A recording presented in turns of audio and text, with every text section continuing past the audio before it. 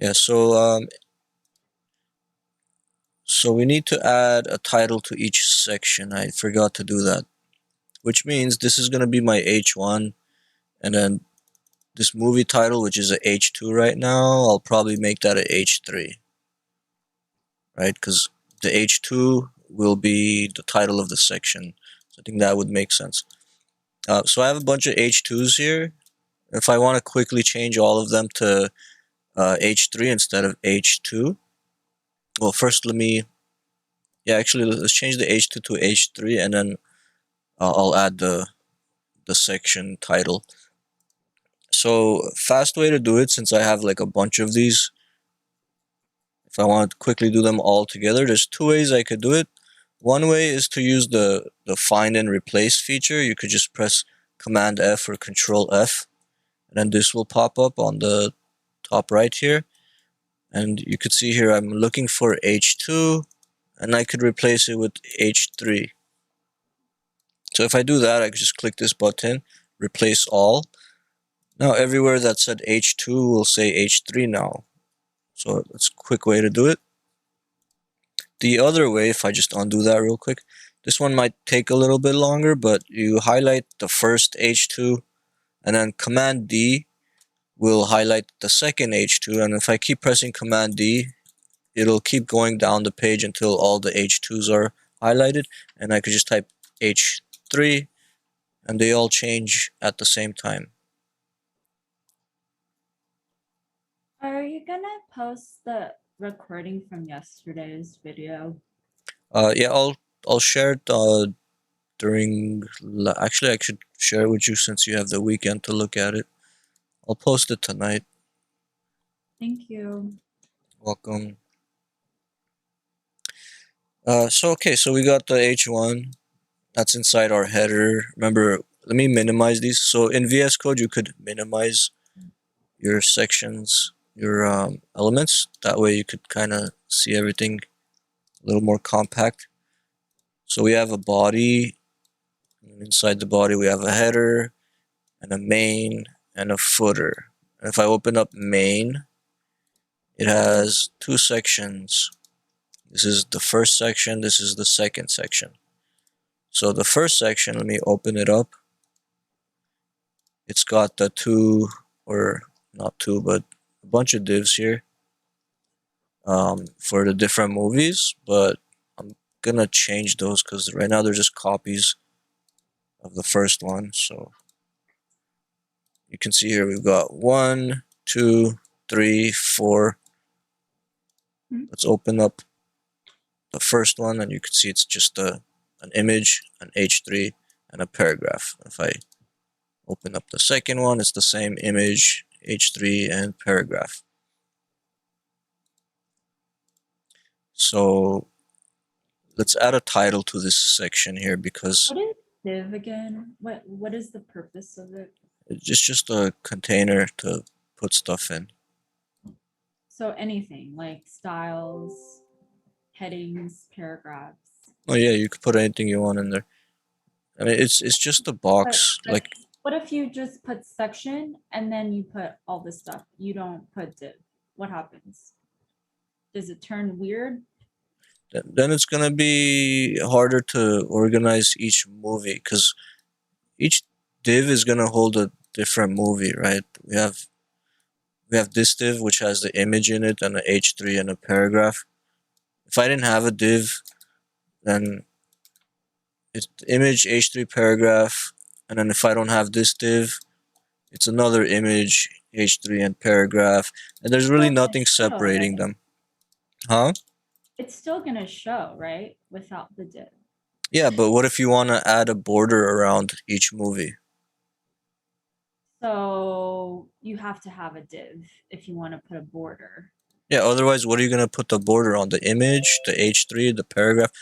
Only the paragraph's going to have the border if you put it, or only the H3, or only the image. What if I want a border that's just around all of it together? Right? Because here, let's look at. So it's sectioning off, basically. You're Yeah, sectioning off each. because right now we've got, let's say we've got a movie poster. Okay, so this is like the Jaws poster, and then like say there's a picture of a shark here.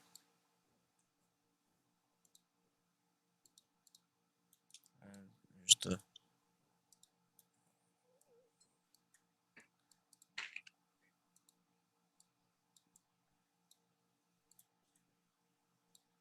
there's my shark. Anyways, that's the movie poster, and then we have the title. This will be like the H3, and we also have a paragraph describing the movie, Do you know something any like that. good food places like Lebanon food, Armenian food? I'm trying to find good food. Zanku chicken. Yeah, it's boring though. It's very Americanized. I don't know too many others. I mean, there's a lot of local places. Like carousel. Yeah, is that a banquet hall though or a restaurant? I think it's both. I'm not sure. Anyway, Uh, so if we had a bunch of movies like this,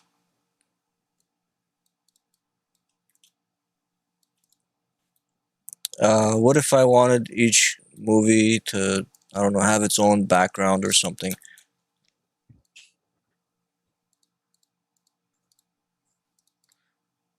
or maybe like alternating background colors around each one? Um,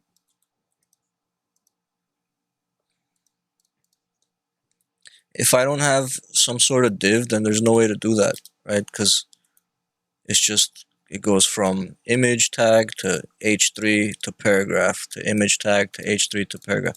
So the only thing I could do is like put a line above them. Maybe I could add a horizontal rule.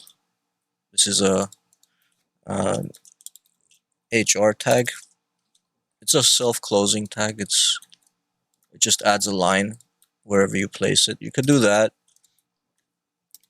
Um, but if you're trying to organize this and just group all of these, then you need to have a container for each one, right? So that's where the div comes in, right? And then we have the different section. We have that's the movies section, right? We also have that section, right? This is the movie section, and then I could have another one for the TV shows. So and that's why I need the section as well. Did you say something? so they're different. Oh no, no, I was just clearing my voice. No. So that's But what anyway, you need a div for. so div for the first part and div for the second part. Is that what you mean? These are sections. The bigger one here is a section, and for each movie I have a div just to put the each movie in its own box. You're packaging the data. This is also really important if you ever start using JavaScript or some sort of website building tool. Then you're gonna need a way to, like, imagine I'm getting the movies from a database. I'm not manually typing it because there's ways to do that. Obviously, that's how most big websites work. Like IMDb, it's not like someone goes to the website. Let me type Jaws and go to IMDb real quick. So IMDb has a whole bunch of movies, right? It's not just like a one single movie. Each movie has its own page. Each movie has its own poster, director, writers, all this stuff. This is all saved on some kind of database. So no one's hand coding this. It's not like someone is opening up VS Code and typing in the title Jaws and then 1975 PG and then writing the title. No, it has to come from a database. This is saved in some kind of like Excel sheet or some other type of database, and they're using code to import the information. Like the images might be just like um, a image path to some image that's hosted on the internet somewhere, or it could be saved on their server somewhere, and they just have a path to the image, and then they have the. Well, why don't we inspect it and see what it's tagged as? See, they have like lots and lots of sections. IPC page background, main. Anyways, point is, when they grab that stuff from the database, uh, they have to create a container for like all the data that they're bringing. Like for each movie is gonna have its own image, this and that. So there has to be a container for all that information for each movie. So that's basically what we're doing here, but on a much smaller scale. I'm just making a div just for a poster, a title, and a description. So you need to group things or encapsulate them so it's easier to manage. That's what the div is for. That's what the sections are for.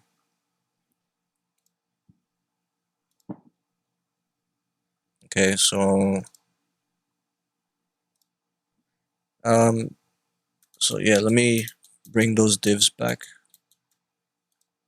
So there should be a div around each movie. And let's add a section title here. I'm gonna type in a H2 movies and save that.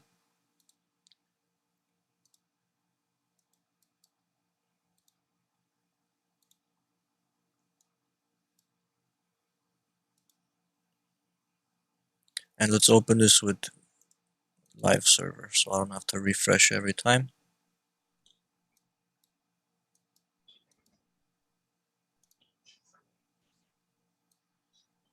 How did you put the image in the middle? I put text align center on the parent of the image. So I put text align center on this. What did I put it on? Put it on the div. So when you put div, it's gonna automatically put every single image in the middle. Well, every image that's in a div is going to be aligned to the center because remember, images are inline by default. They act like text. So if you put text align center on the parent of the image, it's going to text align center that image. Think of the image as the letters inside a paragraph. So like the letter A here, right? Think of the paragraph, the p tag as the div, and the letter A as the image. So if I just had like this W inside this paragraph,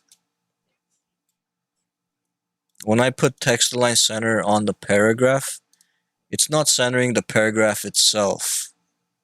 It's centering what's inside it. So putting text align center on a paragraph uh, does not center the paragraph itself, but the text that's inside of it. Same as with the image. It's an image, but I'm not putting text align center on the image. I'm putting it on the div. And since the image is inside of the div, it's going to get centered. That makes sense? Um, kind of, because you put div and then you put image under section. Why don't you put section 1 or section 2 to make it clear? There's Then no you, there's no section 1 tag. There's only section tags. okay.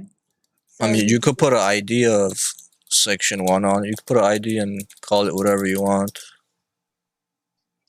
but I don't really need it.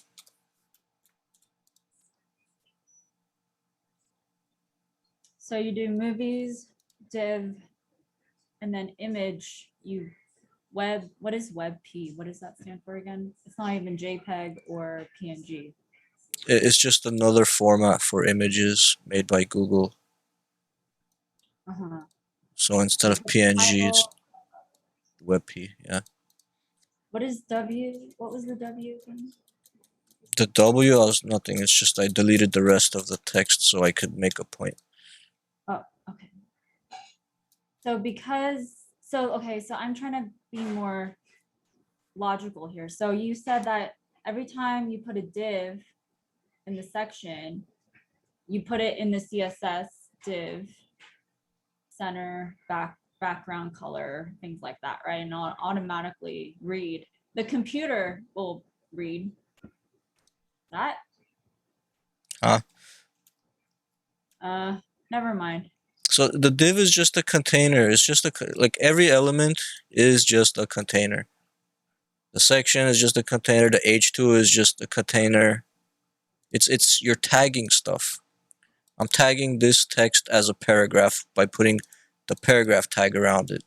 I'm tagging this image as an image, tagging this h3 as a heading level 3, right?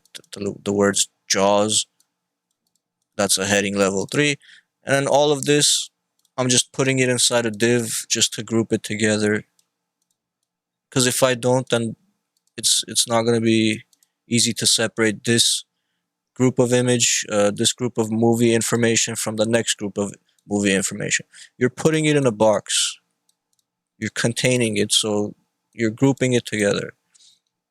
Otherwise, it's just going to be a mess of tags everywhere, and there's nothing separating one movie from another. So I'm creating a div to I don't know. separate each movie from each other. And then in the Oh, CSS, you could just use the div tag since the div is the container for the image. You could put a text align center on that div, and it's going to center any inline element that's inside of it. So the image is an inline element, so that's why it gets centered. And the words JAWS are also inline, they're letters, right? Text is inline element, so it gets centered. Not the H3 itself, not the paragraph itself. Those are just the containers for the text. They won't be centered unless you use margin auto on those, because again, you don't did you put the center font? block level, huh? Did you put the font? Did What? you did you paste the font that you wanted for the website? Did I paste the font that I wanted? Yeah. I haven't changed any fonts. Yeah, can you show us again how to paste fonts? I'm completely having I difficulty. haven't showed you how to paste fonts yet. There's no Oh, you pasting haven't? fonts. You I have thought I to know. you Yeah. have to change the font through the CSS. Oh, CSS. Remember, HTML is just to bring the content.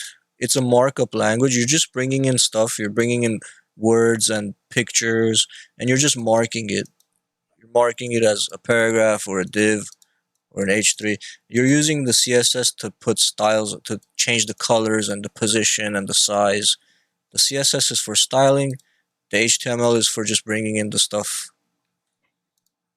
So if you're trying to change something like the what font you're using, there's no way to do that just with the HTML, because you can't bring in a font with HTML. You bring it in with the CSS. You change it in the CSS. So if you want to change the font of everything, you could do that with the well, easiest way is to start with the parent element, which is the body, because everything else inside the body will just inherit whatever font the body has. It will apply to everything that's inside the body.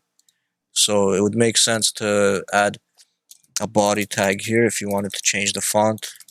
You could use the font family and change that to maybe Arial, and now it's Arial.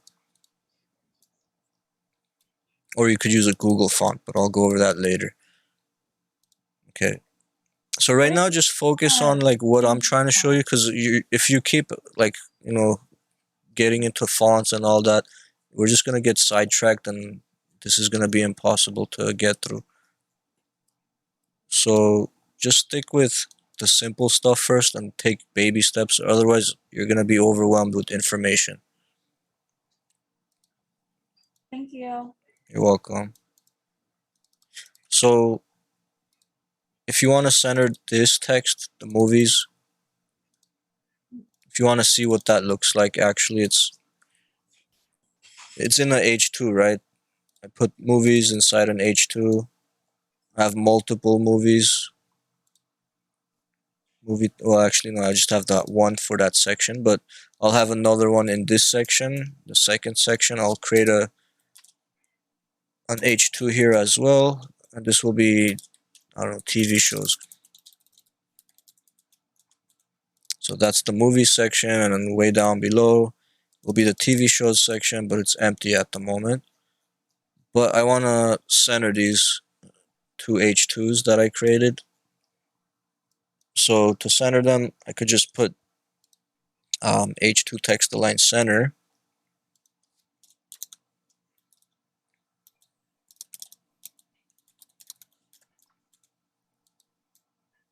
Not H3, H2.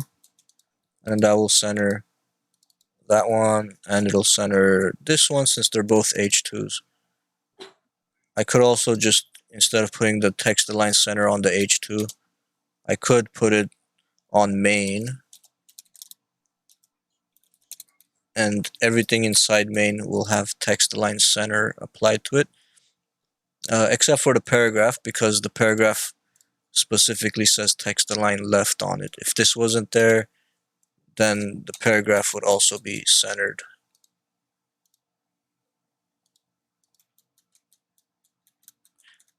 Okay.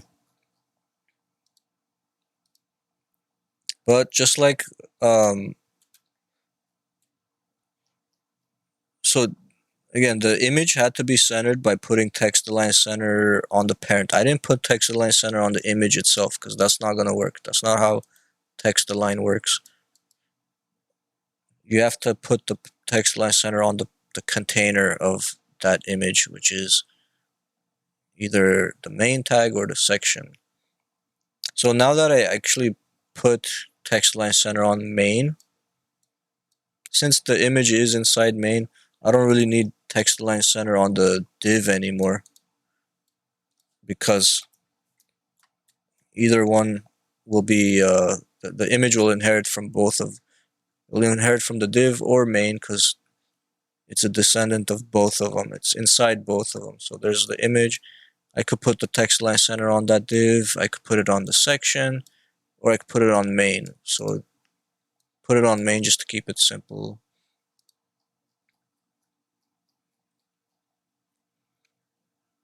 Okay, so the H1 though, and the H2 and the H3, the container itself is not centered. It's the text inside that's centered.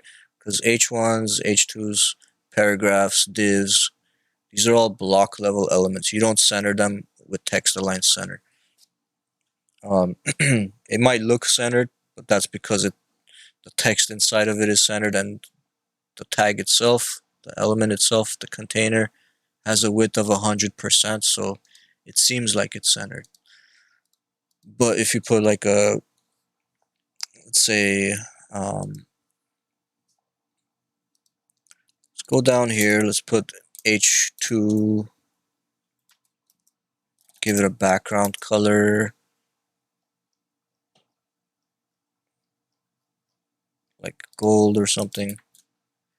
So that's the H2 itself, the container for the H2 is this gold color. If I change the width of that to like,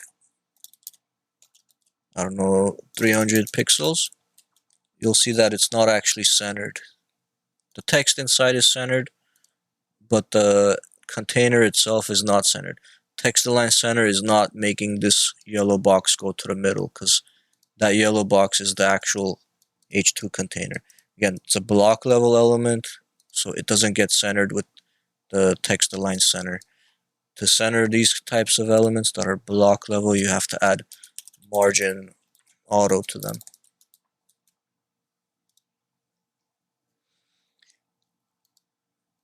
But if you're not going to put a gold background on it and you're not going to change the width of that H2, you could just not have to do that.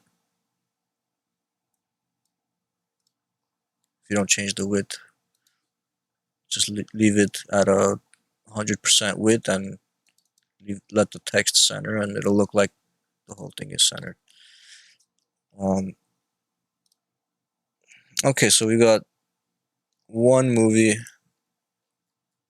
We could switch out the details of that movie, but I want to make the paragraph here a little bit shorter so it looks longer. Like I want to change the width of the paragraph so they're not so big. And actually I might just change the width of the entire maybe the entire main can have a smaller width. Although maybe I'll keep maybe I'll just change the width of the divs. That way I could have like the title here of movies. Like let that stretch across the page. Just make this white box that's holding the movie, make that one smaller, but keep that one big. So also let's see why this isn't going all the way to the edge. There's this gap here on the sides. What's the reason for that?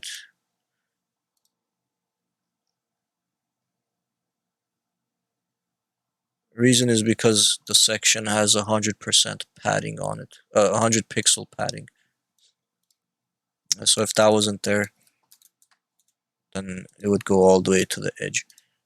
But I put that 100 pixel padding just to separate the sections from each other. But I'm also going to shrink down the divs.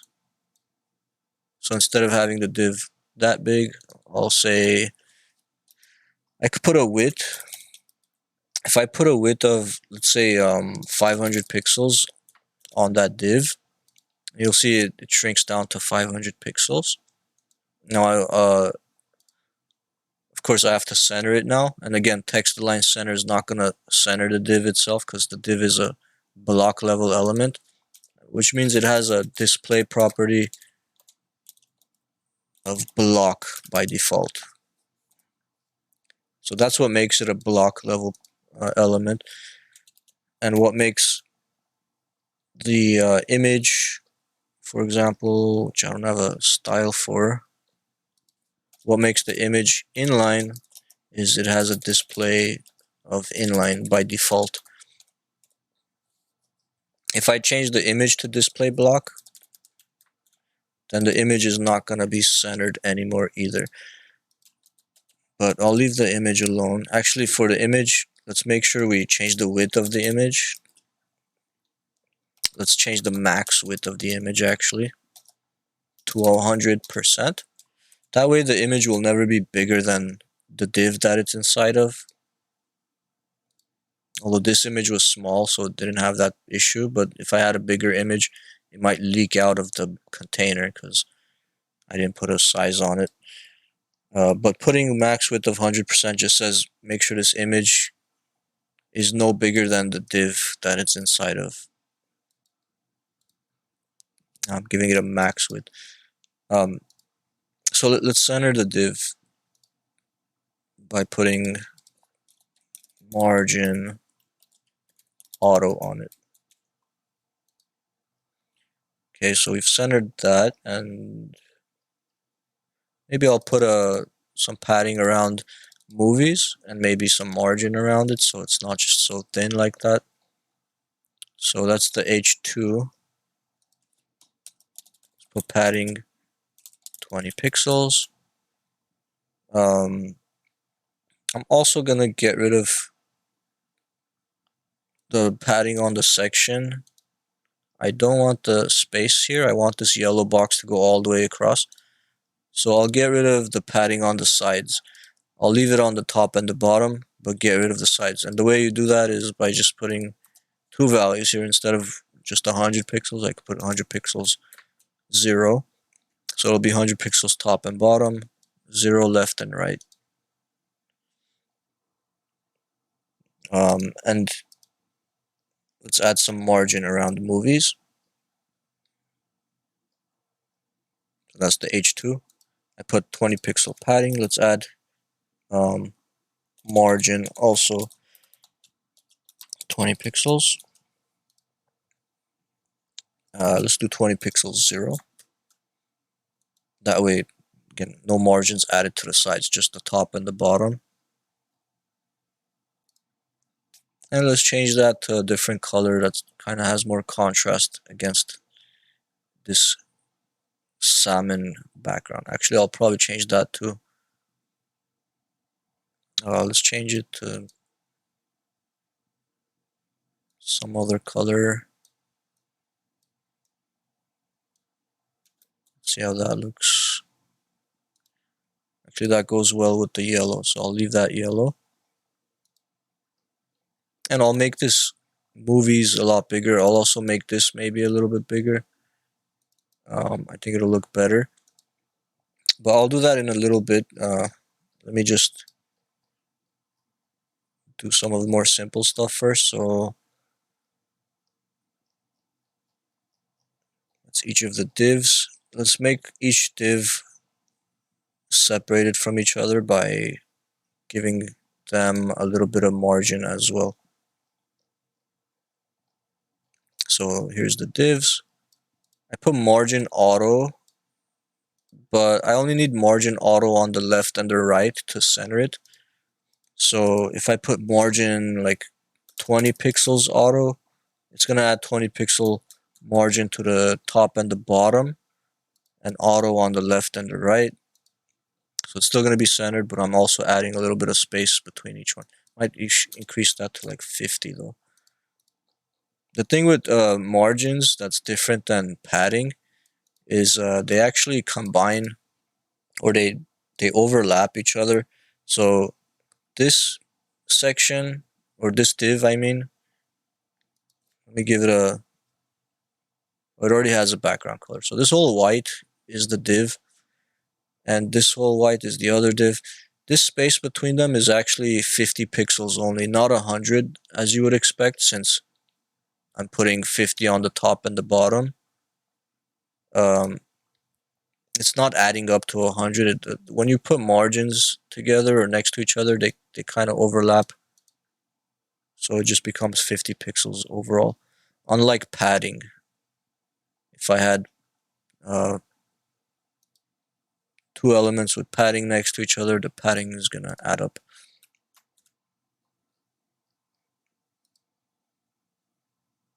Actually, I don't think that situation could ever happen. But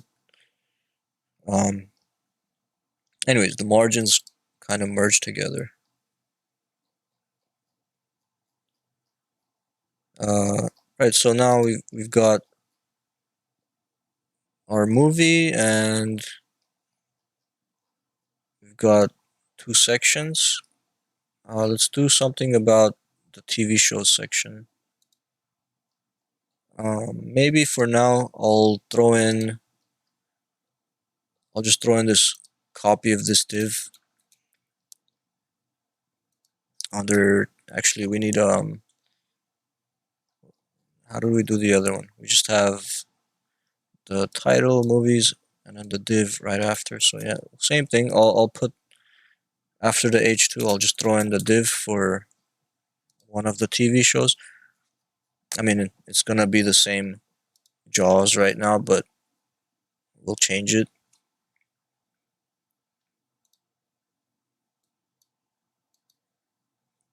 So let's look up some other movies just to replace some of the data, just so it's not so repetitive. Let me go on. What are some good movies and TV shows?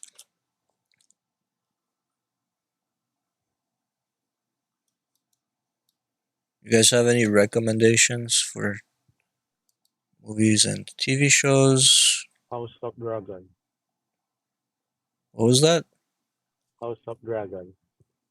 House of the Dragon. Avengers. Okay, so This one's a TV show, right? House of Dragon. Yeah, Game of Thrones. Let's go to the IMDb so I could grab like a quick synopsis. So this one's a TV show, so I'll paste this in here for the paragraph, and I'll paste this for the H3, and see if I can grab this poster. No, I can't. So I don't know why they make it so difficult to grab this image. You can't just copy paste it. You have to dig in the code to try to figure out where that image is coming from. And looks like it's might be a CSS background.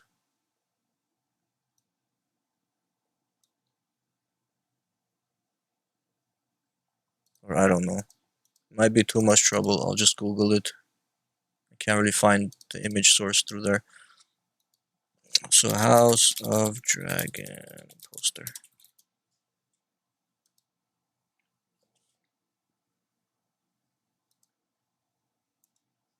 Let's save the image. It's a JPEG this time. Save it in here. Now I'm gonna probably have a lot of images in here, so I should probably create an images folder. So I'm gonna create a new folder here called images and put the JAWS WebP in there, and I'm gonna put the,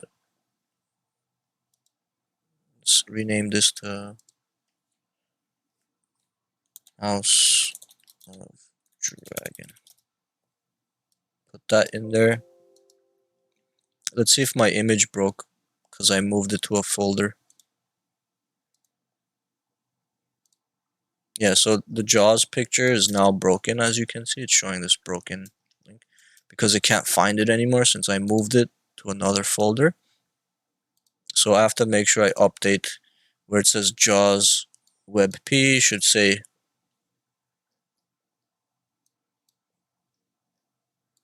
images / JAWS WebP, and then this one down here for House of Dragon should be replaced with images / House of Dragon. I'll leave the other ones broken since they have to be replaced anyway, all of those. What was it? Someone said Avengers.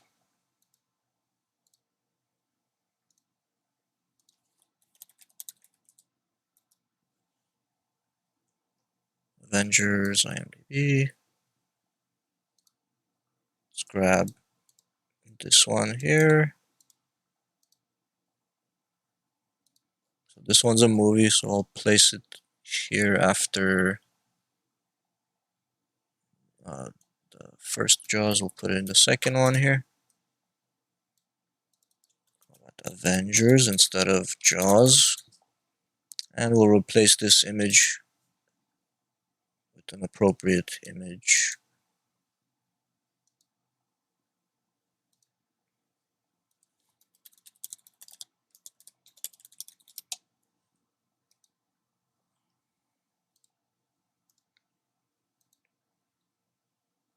We'll put that in the images folder. I'll just call it avengers.jpg. And this will just say images / avengers.jpg.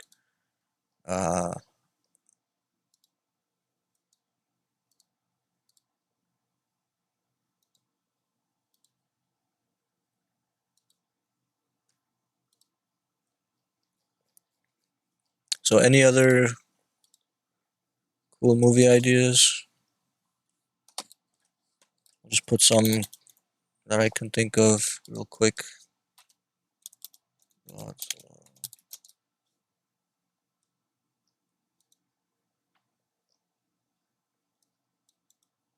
Copy. The Queen's Gambit. The Queen's Gambit. Okay, I'll put That's that a next. TV show.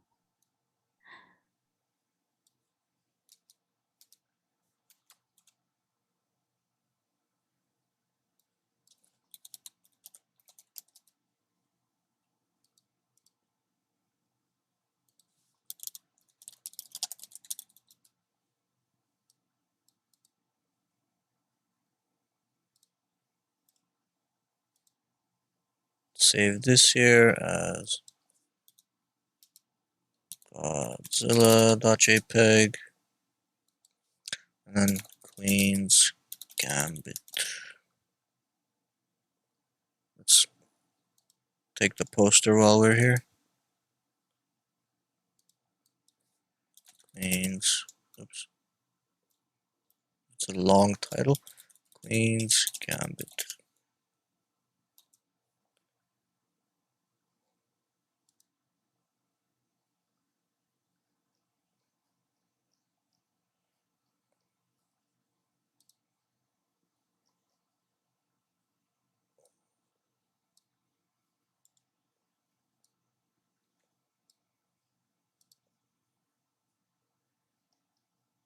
This one's a TV show, so we'll put that in its own div. So I'll create another div here. Give that div h3. Actually, image first. h3 and a paragraph, and I'll paste in this paragraph. Source equals images slash Queen's Gambit. Queen's Gambit.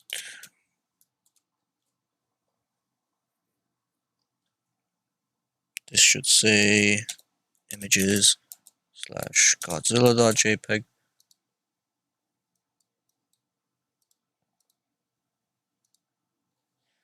We got Jaws, Avengers, Godzilla, House of Dragon, Queen's Gambit. Let's just replace this one. Okay, think of a movie to replace that one. I'll pick one.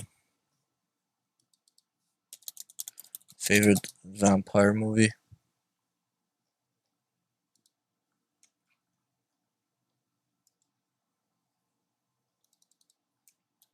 Kind of a short synopsis though. Let's do.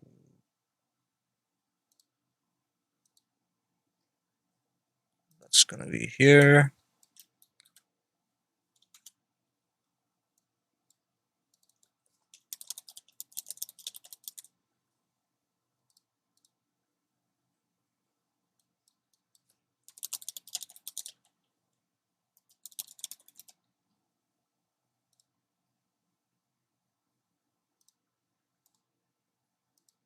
Save image as. Lost Boys.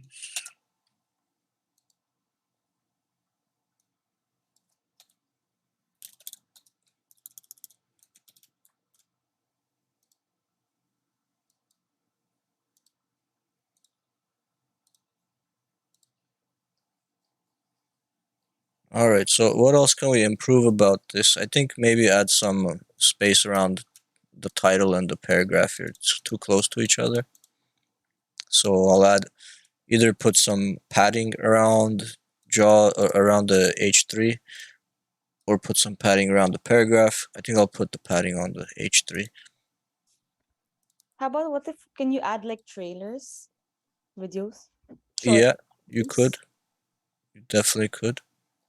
Just copy a, what do you call it?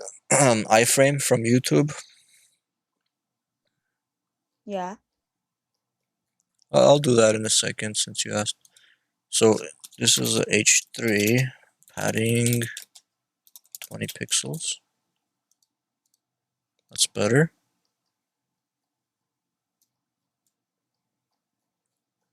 If you want to add a trailer, you could. Where should we put the trailer though? Replace it with the image or add it to the image? Like below it or something?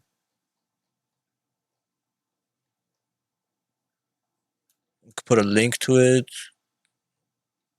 But I think it will be better if we actually put the iframe and just stick it in there somewhere. Yeah, let's do that. Let's just add it below the poster. Actually, no, let's replace it. It wouldn't make sense because it's gonna get really tall. Here, let me go to YouTube. Let's say, I don't know, Avengers.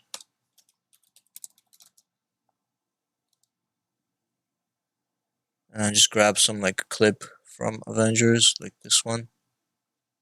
Stop selling WordPress sites for under $3,000. In just a minute, I'll give you proof. Not that one. Let's take this one. So share. If you go to any YouTube video, just click share, and then click embed. And it'll give you this iframe tag. Just copy that and paste it where you want. So this was Avengers. So I'll probably replace the image with that. Let me not replace it first, because let me see how it looks if I have both a poster and the video.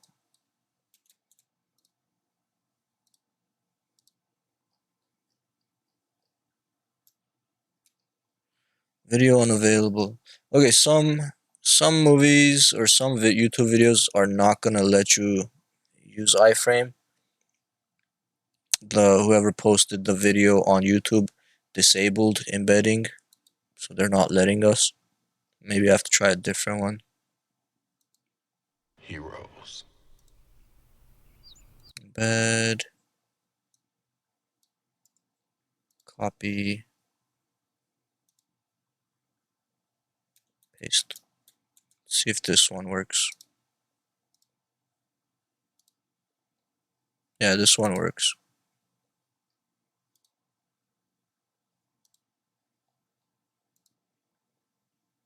Sort of. There we go. Heroes. Okay. So you can see it's sticking out. It's not fitting inside the container. That's because the iframe I pasted has a width of 560.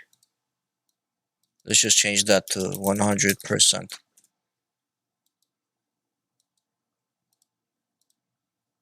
Now it fits in there. So I guess we could put it there. It's making that one div like super long.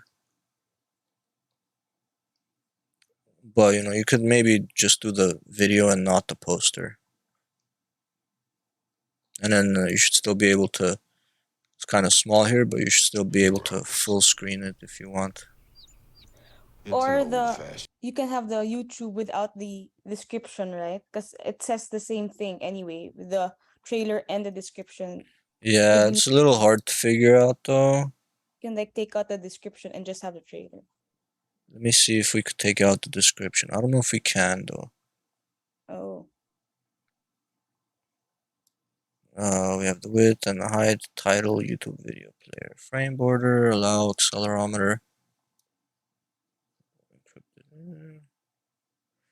I don't know, you'd have to Google that one if you can. YouTube iframe without title. You could hide the controls. Oh, what's this?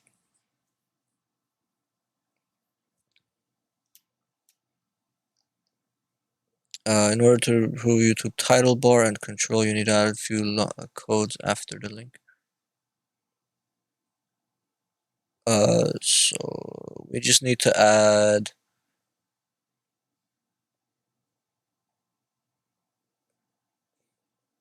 Was it rel equals modest branding equals auto hide show info?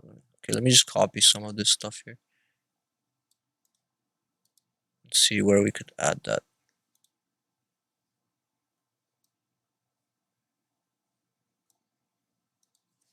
So here, I'll just paste it right here. Rel equals all this stuff. I think it needs to go inside quotes though.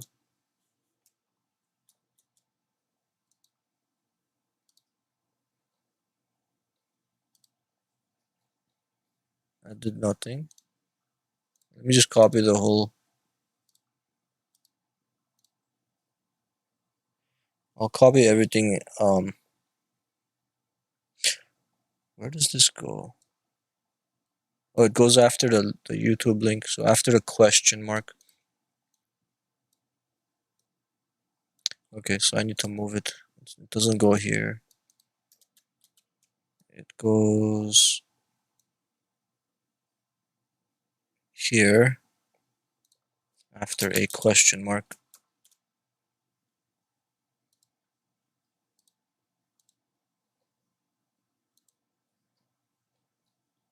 No, still didn't work. I don't know. I don't know if you can. Maybe it doesn't let you. Frame border equals 0 allows full screen. We already have those.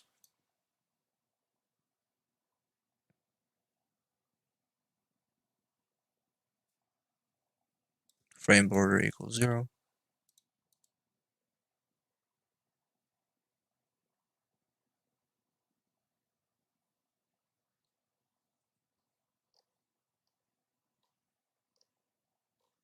That's what it's supposed to look like. What if I copy this exact one?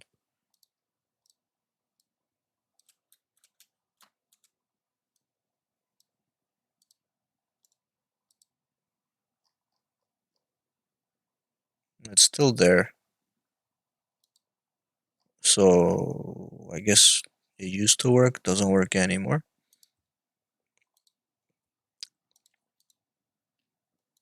You never know, maybe YouTube made some updates and made that impossible now. So, or maybe we need to find a newer resource. This could be like old information, outdated. Yeah, it's from, I don't know when this one's from, but this one's from 2013, so probably can't do it anymore.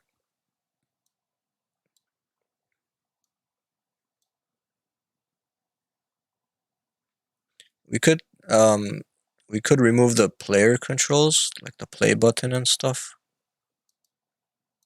but the title's still there.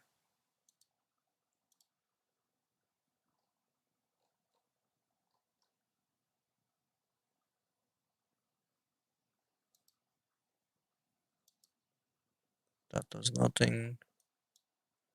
Anyways, I don't think there might be a way, but I don't know. It's hard to find.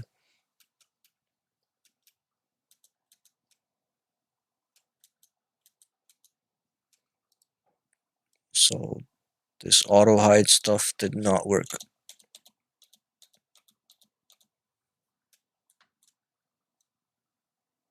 Not sure what clipboard right is supposed to do. I wonder if I take that out, if it still works.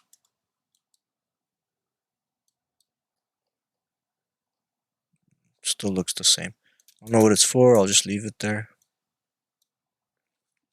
But yeah, if you don't want like titles and all that, you'd have to actually download a video and use a video tag instead.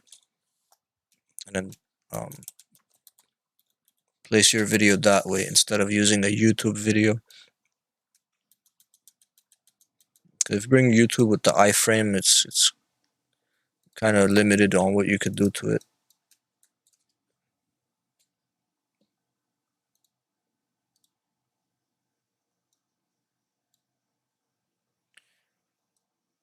Okay.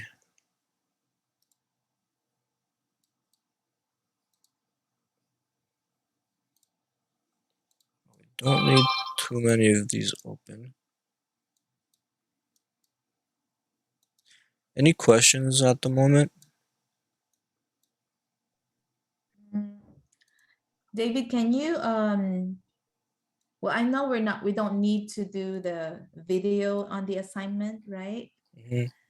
But can you do if we had to do it, can you put the video side by side, the image?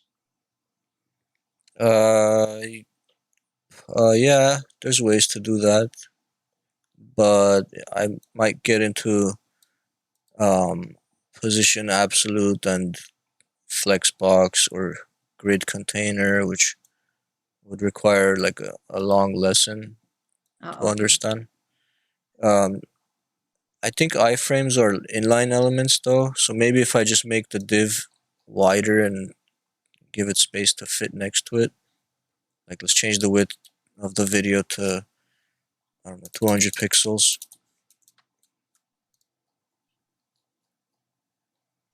And then make that image. Yeah, but it just doesn't look I'm just checking if I that way. can put it next to each other. Let's put the max with 200 pixels for the, yeah, there you go. They're next to each other. Oh, As long as the container is small enough. I made the section, or was it the main, or was it the div? I made the div have a width of 500 pixels, but it was like 900 pixels.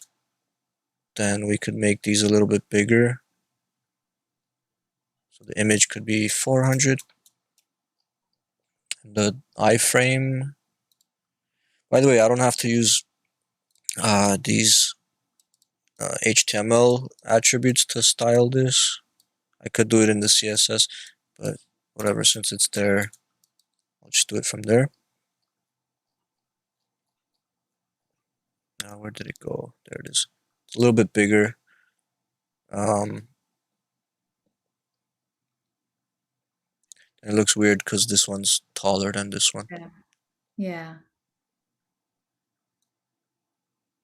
There's not much you could do. I mean, you could change the height technically of this one. If we take it out, it gets really short. You could just keep increasing it till it looks right, but then that's pretty even. You could do that, but the problem is going to be if you're trying to make the thing responsive. Like right now, it's not really responsive because if I check this on a mobile device,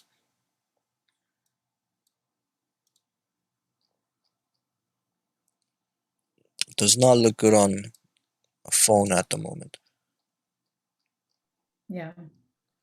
Because, yeah, I think the blue box is the container for. What's the blue box? I forgot what I put the blue on. That's the main container.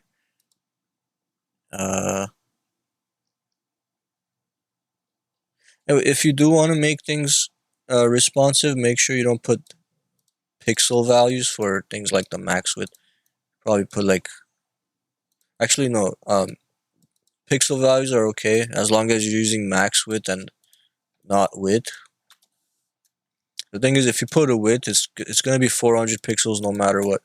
But if you put max 400, then that's the maximum it's gonna be, and it could get smaller than that if it needs to. I'm not sure why this is showing like a blue box on the left side. Not exactly.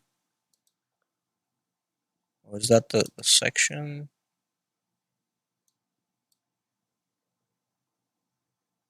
Oh, it's because we have 100 pixel. No, it's not from the padding either. I'm not sure why it's doing that.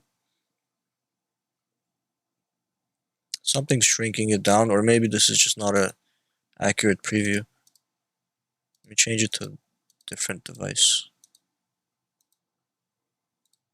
iPad Air, iPad Mini. I don't know why it does that.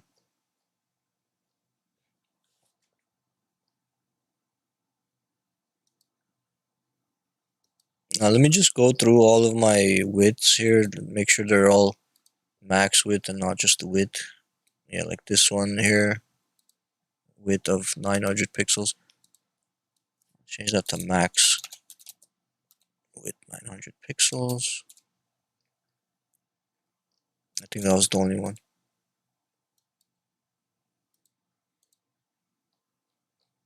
Looks like it improved. Alright, but the images and the videos still too big for the container, so that's why it's like leaking out. We just have to put a percentage instead of width 400 pixels. Just put a width of 100% on that, or take it out. You take that out too, and do it through the CSS. iframe?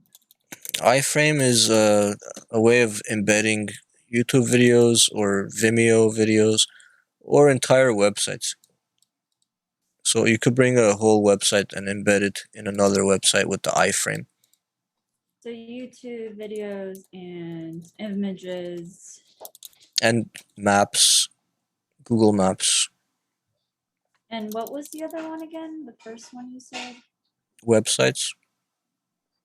Before that, something else. Oh, Vimeo, YouTube. Vimeo is just another video website. Oh, Venmo. So you could take these videos too. Mhm.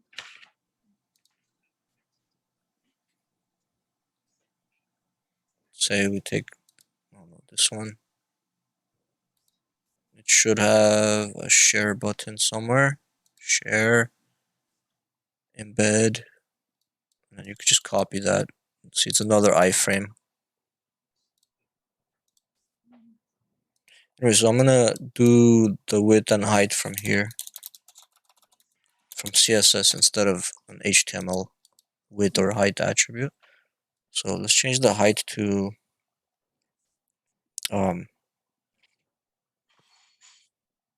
I guess like whatever it was, 600 pixels was fine.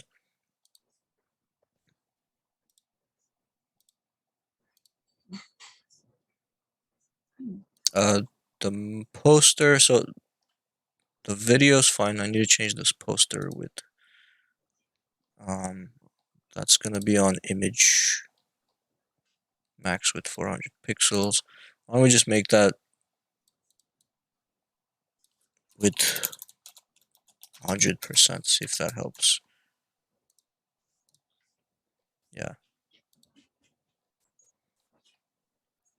So to make it responsive, you're gonna have to create like a grid column layout or use CSS Flexbox, but we'll get into that later. Right now it's too early. First, try to understand just how to make, how to work with the basic stuff, just what the point of a div and how the CSS works, and then I'll show you the more advanced stuff. This is like really narrow because I put a max width of 400, I think, on it.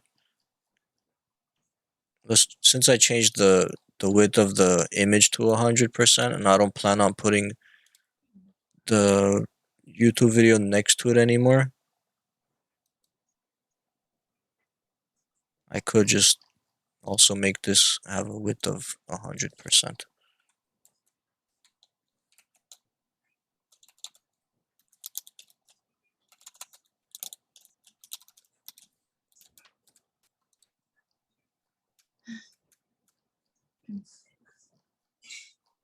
And I feel like it's too narrow, so maybe we could increase the width of the divs instead of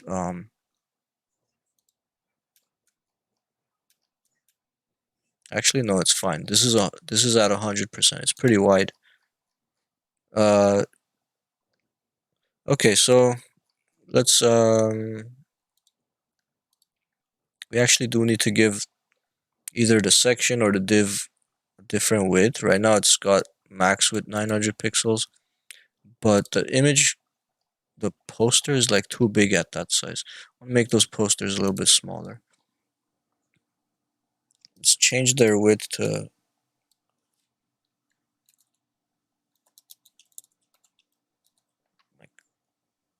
400 pixels. That way they're not so big.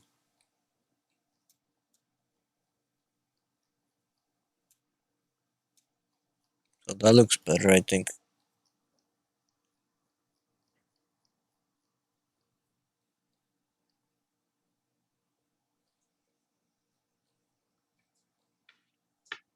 Mm.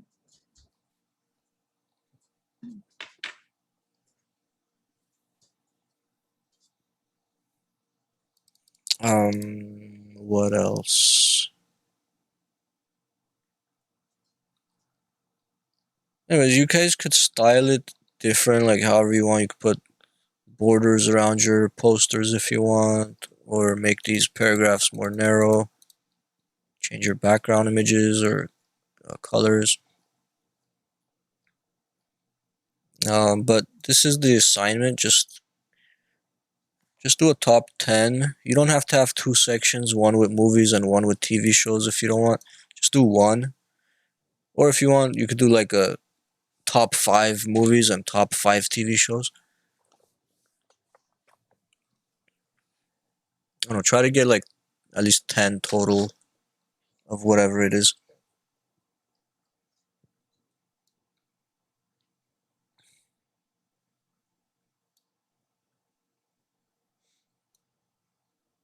I want to make this look a little better though, so I think by just making the text a lot bigger kind of might improve the look of this.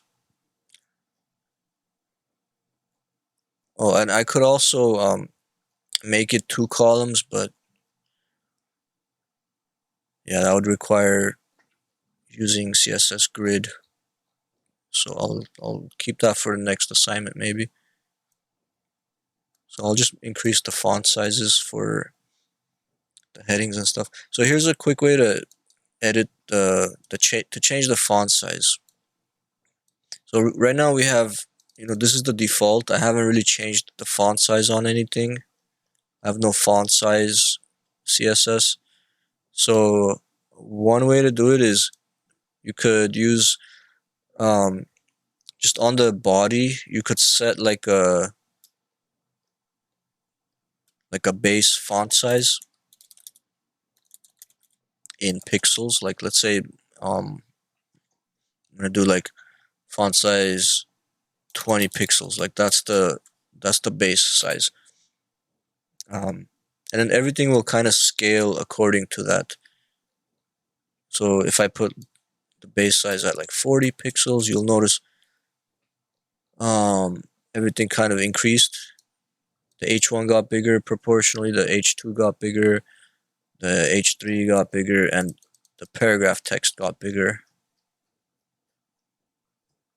It all kind of scaled accordingly. I have a favorite change. I don't like changes. That's one way to quickly increase all the size. Or you could just put like a normal base font size, like 16 pixels. I'm gonna stand up. Does anyone like to stand up? Yeah, it's a good idea to stand every now and then, not sit too long. But Yeah. we're about to take a break, so I'll stand up during the break. Yeah, sitting's not healthy. If you sit too much. Yeah, you're right. So you could set a small base font size, and then you could use REM, which is a unit for changing.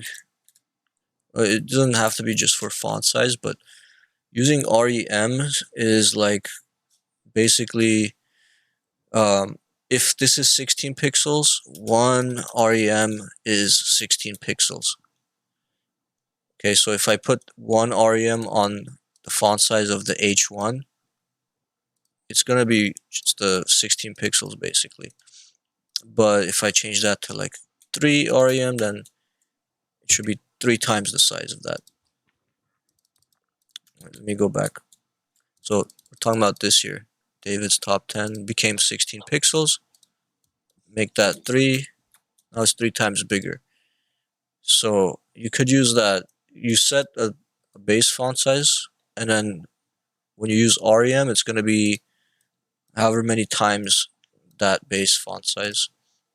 So 3 rem is 3 times 16. So if I want my H2s to be say 32 pixels, then it would be basically font size 2 rem, twice that. I think I want it bigger than that though. Let me go 3 rem on that also. Might even go like 5, make it really big.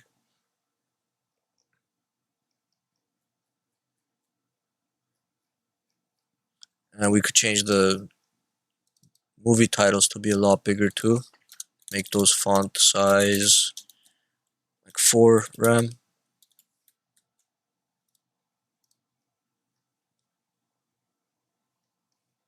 And then for our paragraph text, we could say font size 1.5 rem. It's just 1.5 times bigger.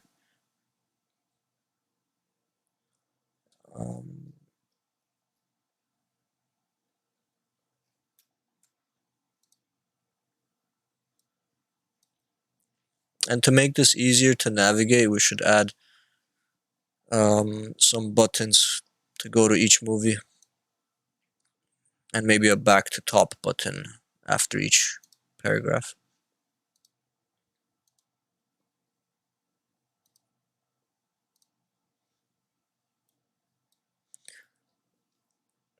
But yeah, catch up right now, and then after the break, I'll add the links.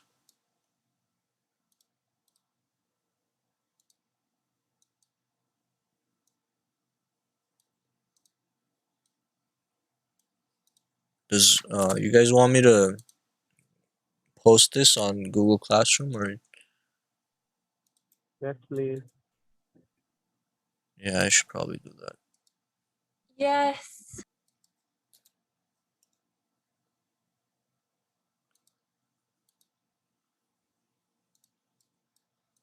Okay, it's gonna go to Google Classroom.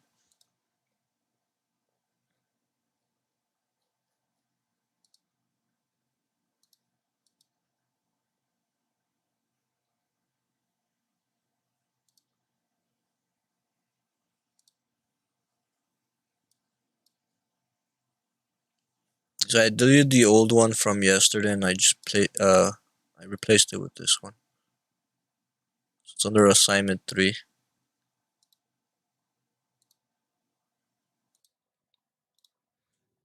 Yeah, so maybe this makes it easier to understand, but we've got so we got tags, right? We got opening tags and closing tags, and there's predefined tag names. Tag something as a paragraph, or oops, go like that, or like an H1, or you have divs, and sometimes you have self-closing tags that don't have an opening and closing tag, like the image tag. Right. So this is the tag name, right? This is the element name. Let's make that one color.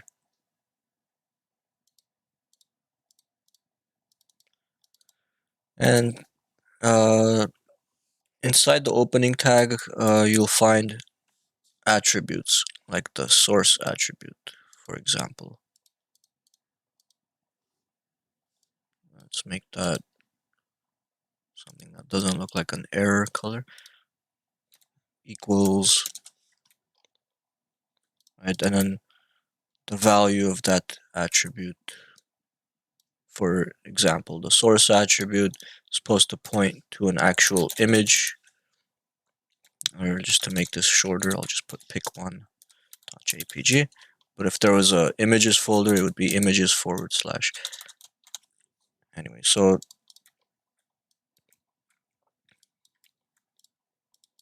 you have your tag. Call this. Yeah, so this is the tag. This is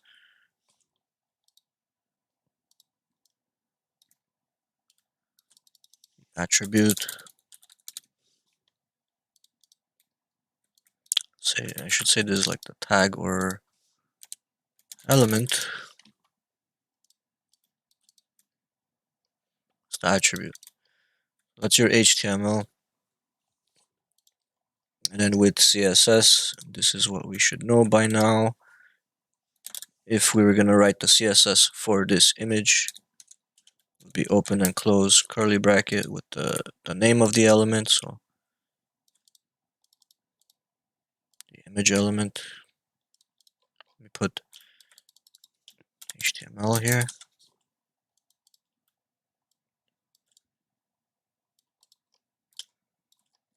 Here, let's put CSS.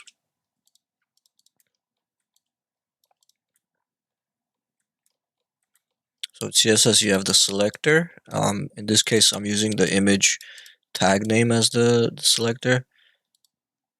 But selectors don't have to be the tag name. They could be IDs or it could be a class name. Could be a few other things, but right now, so far, I've been using just the tag name. And then images, CSS has CSS properties, like maybe you have the width.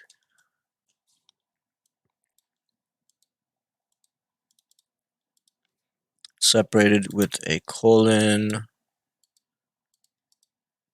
is the value of whatever that is. So maybe it's 400 pixels.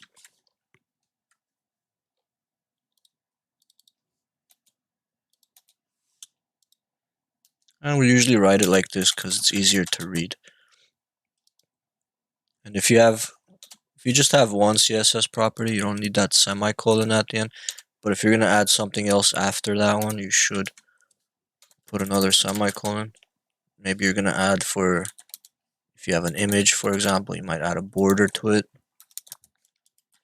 And border 2 pixels solid is just short for border thickness, or border thickness or border width 2 pixels, and then border style solid, and border color, let's say red, just because it's 3 letters.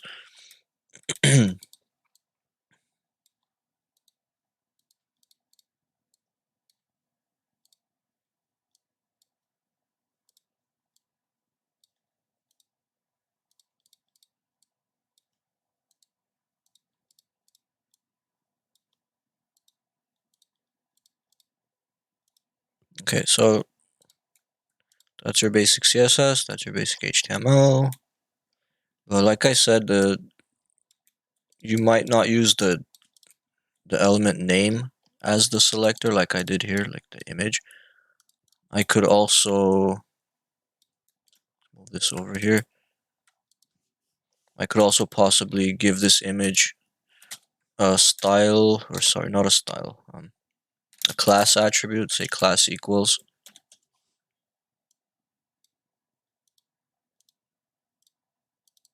And then, I don't know, name it something like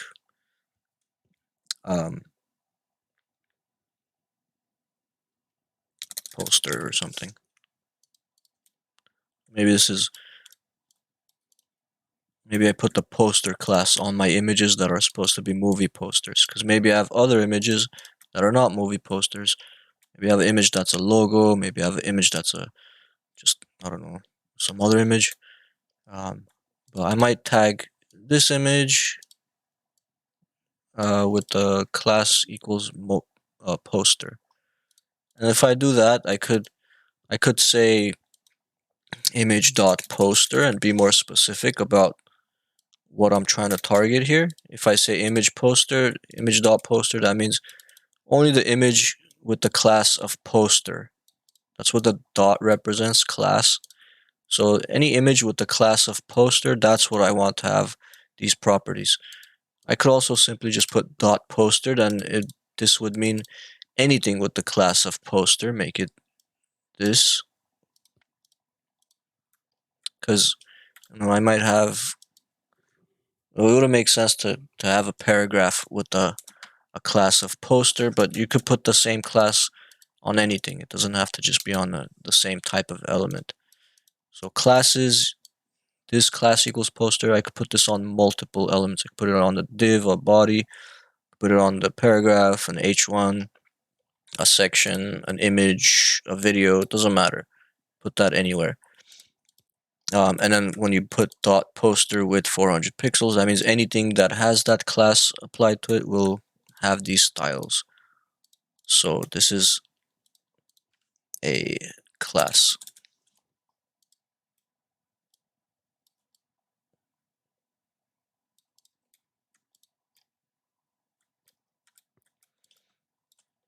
And if this was a hashtag instead of a dot, that means I'll be referring to a ID. So that means instead of class equals poster, this would be ID equals poster. So that means anywhere I put the, well, the thing with IDs that's different than classes is you could put the class equals poster multiple places, but an ID is supposed to be a unique identifier for something. That means throughout your whole entire website, there should only be one place where you put ID equals poster. That way it's like, it's unique, that whatever has ID of poster is this, there's nothing else.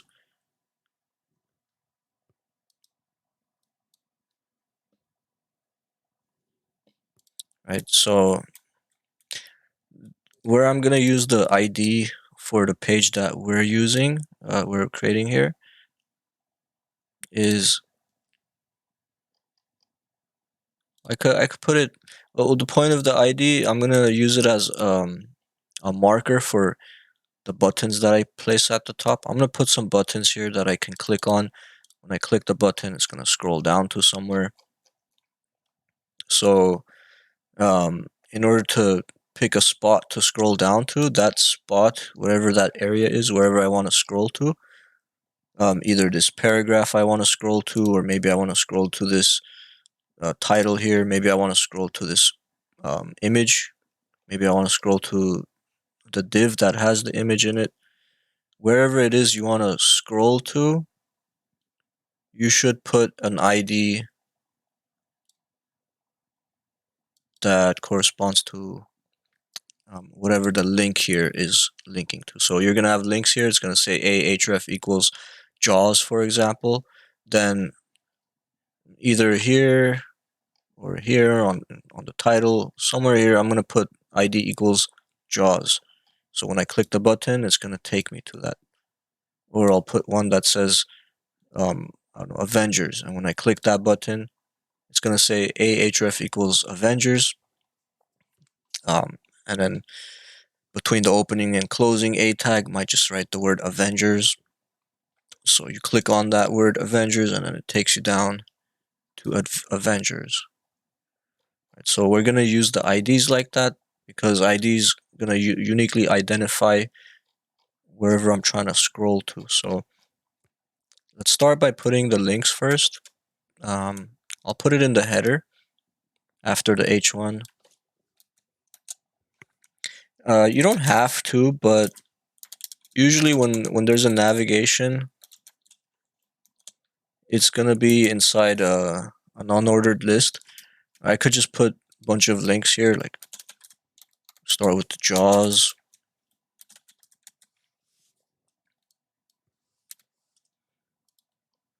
So I'm gonna put hashtag JAWS. So this means when I click this, when I click JAWS, take me to whatever has a ID of JAWS on it, and then I'll put the ID of JAWS.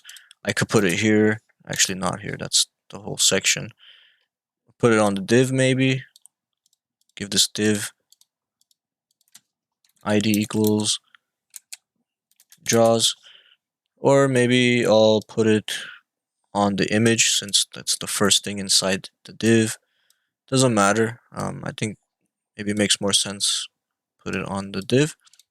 This whole div is representing the container for this movie JAWS, so maybe I'll put the ID here. And then I'll have another link. That points to Avengers.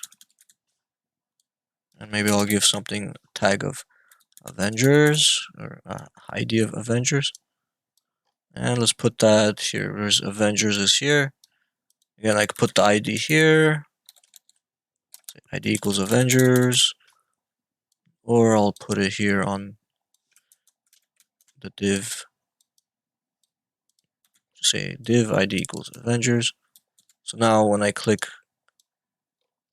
the button that says Avengers, it'll scroll down to here. But yeah, since these are inline elements, can anyone tell me how this is gonna look on the actual page? Are these two links gonna go next to each other or on top of each other? What do you guys think? Anyone know? Here it looks like they're one on top of the other, but what's gonna happen if I preview this? I think they'll be side by side. Exactly, it's gonna be side by side, right there. Jaws, Avengers.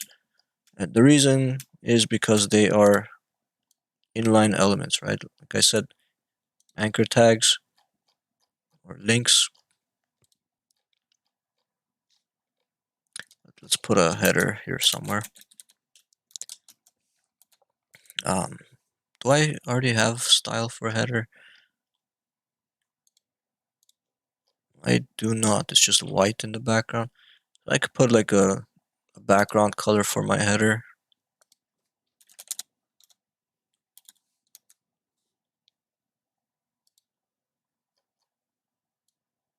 Anything interesting here, like steel blue?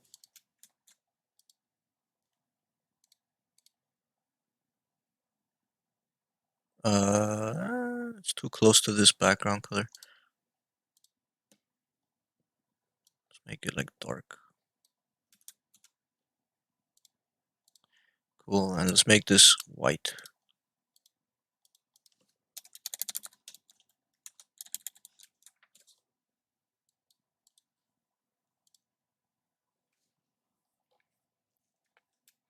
Okay, so after the header, I'll put A for my links. Remember, we could do a link, which I don't really know the difference between a link and just a, but we have a hover for when you hover over it, what color you might want to change the color, like when you hover to, let's say, pink. It means if I hover over this, it's going to turn pink. Also, just the color that is right now, this dark blue, that's the default, but we could change that with just a or a link. I'm gonna actually do both and see what the difference is. I'll do a first. I'll say color hashtag FFF. Let's keep that white. Let's do a visited. This just means after we click it, what color is it, or what is it gonna look like? We'll change the color to let's see, to show that we've already been there.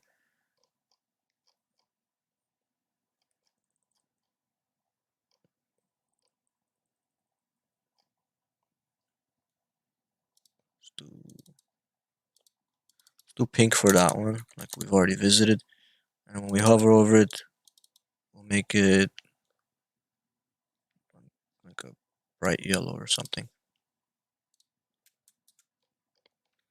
So normally it's going to be white. I hover over it, it'll turn yellow or gold or something. When I click on it, I already visited the site, or I've already clicked on the link, it'll be pink. What else? And we have also active for when you're clicking, when your mouse is pressed on it. Let's make that crimson. So hover, it turns gold. I click, it turns red. Release, it takes me to the link that it's pointing to, and it turns pink after I've already visited that link. I want to get rid of the text decoration, underline. That's text decoration. We could say text decoration, none. Okay. Now I want to see the difference between A and A link. I don't know if there's a difference. I forget. Not much of a difference. It's looking the same.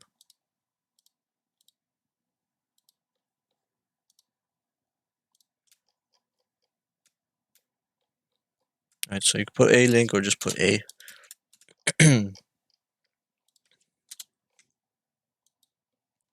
I don't really care about visited, but if I don't put it, it's just gonna stay. Oops, what do I do?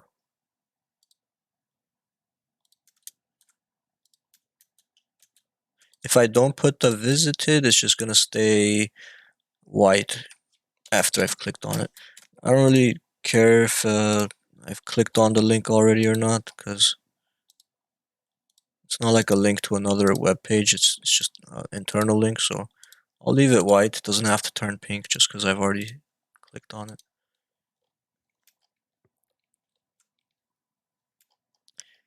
Right, so this is at 100%. We need to do something about this, make it look a little bit nicer. Bring it to the middle or spread them apart, make them bigger or something.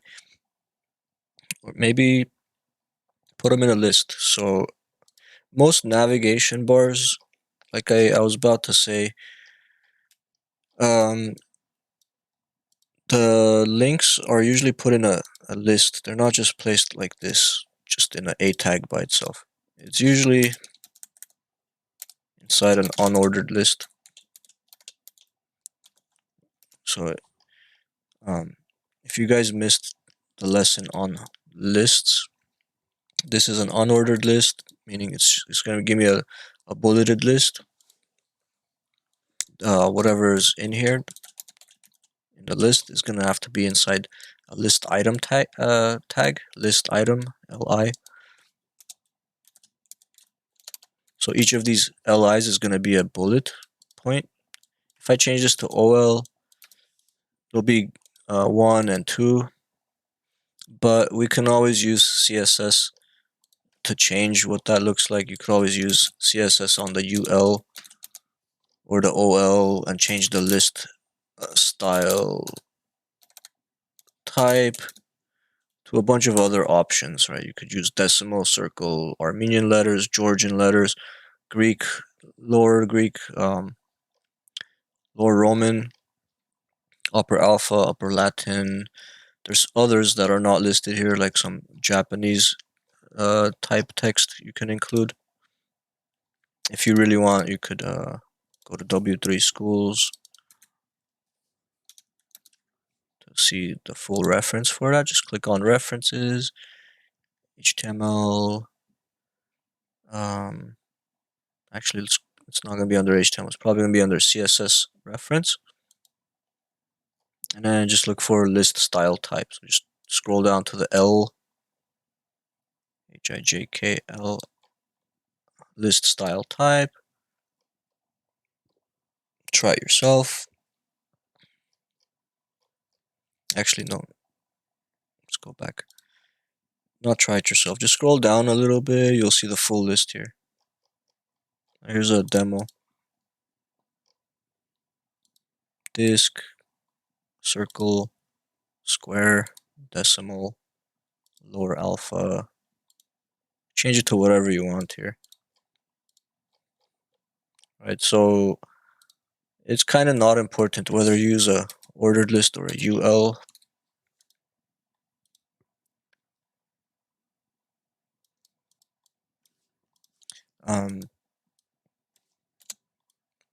I'll probably add this back a little later when I'm adding styles to the unordered list, but for now, I'm gonna make it an unordered list. And for each movie, I'll put a link here. So I'll put this one here, put this one here.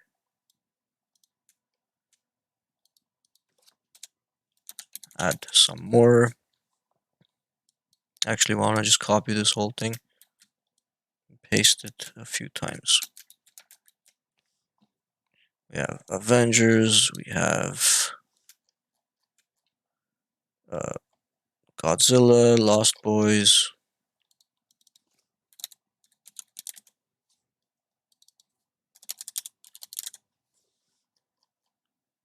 and House of Dragon. Oh wait, those are now.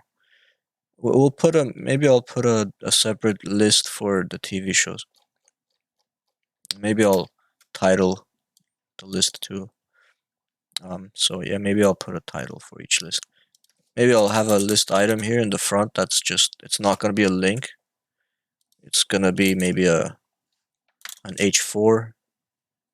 It's gonna say movies. See what this looks like at the moment. So it's movies and then Jaws, Avengers. They all say Avengers because I didn't change these. They should say Godzilla, Lost Boys. I think that's because I only have 4 so far. Jaws, Avengers, Godzilla, Lost Boys, and then hashtag Jaws will take me to where it says ID equals Jaws. Hashtag Avengers will take me here. Godzilla and Lost Boys should take me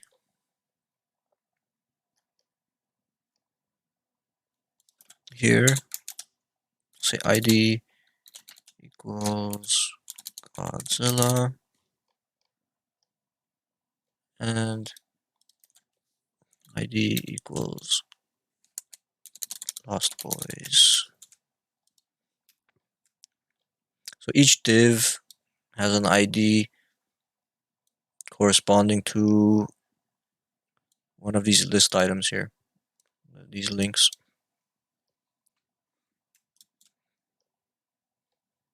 And to center this, because right now it's not centered, it's just on the left over here, just right up against the edge. Let's either center it or give it some padding or something so it's not touching the edge. But that's gonna be the UL. Why don't we say margin auto just to center that? Oh, it has a width of 100%, so it's gonna look the same. So right now the width of this, if I give it a background color, you'll see it's actually stretching from one side to the other. So centering it really doesn't do anything. It's already centered because it's stretching from one edge to the other. So we should give it a width or a max width maybe, so it can shrink if it needs to. Max width, let's put 400 pixels. Maybe 300. Let's get rid of that background color.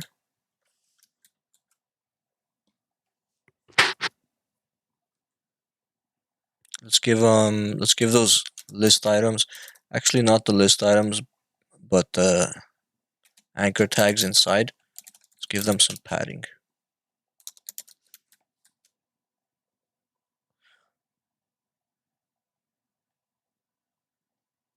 Oh wait, we already have this for the A tag, so instead of duplicating it, let's just add another one here. Say padding 20 pixels.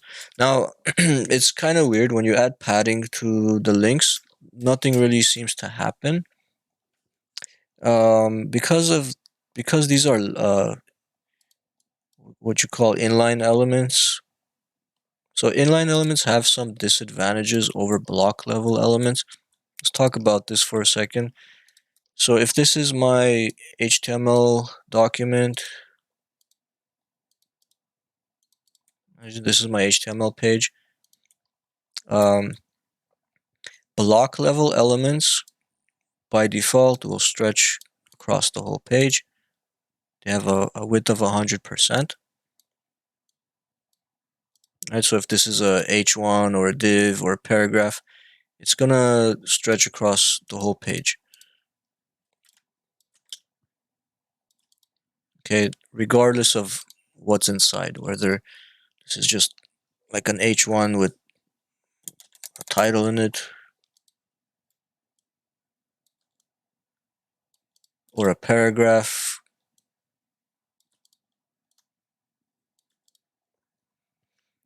or a div, right? It's gonna stretch across the page.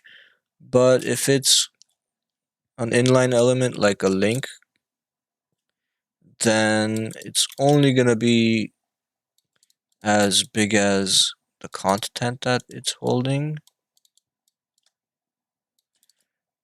And you can put multiple inline elements next to each other as long as they fit. If they don't fit, they go to the next line.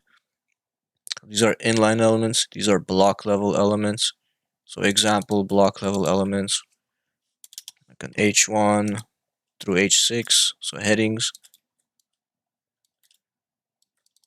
Another example would be paragraph. Another example would be a div.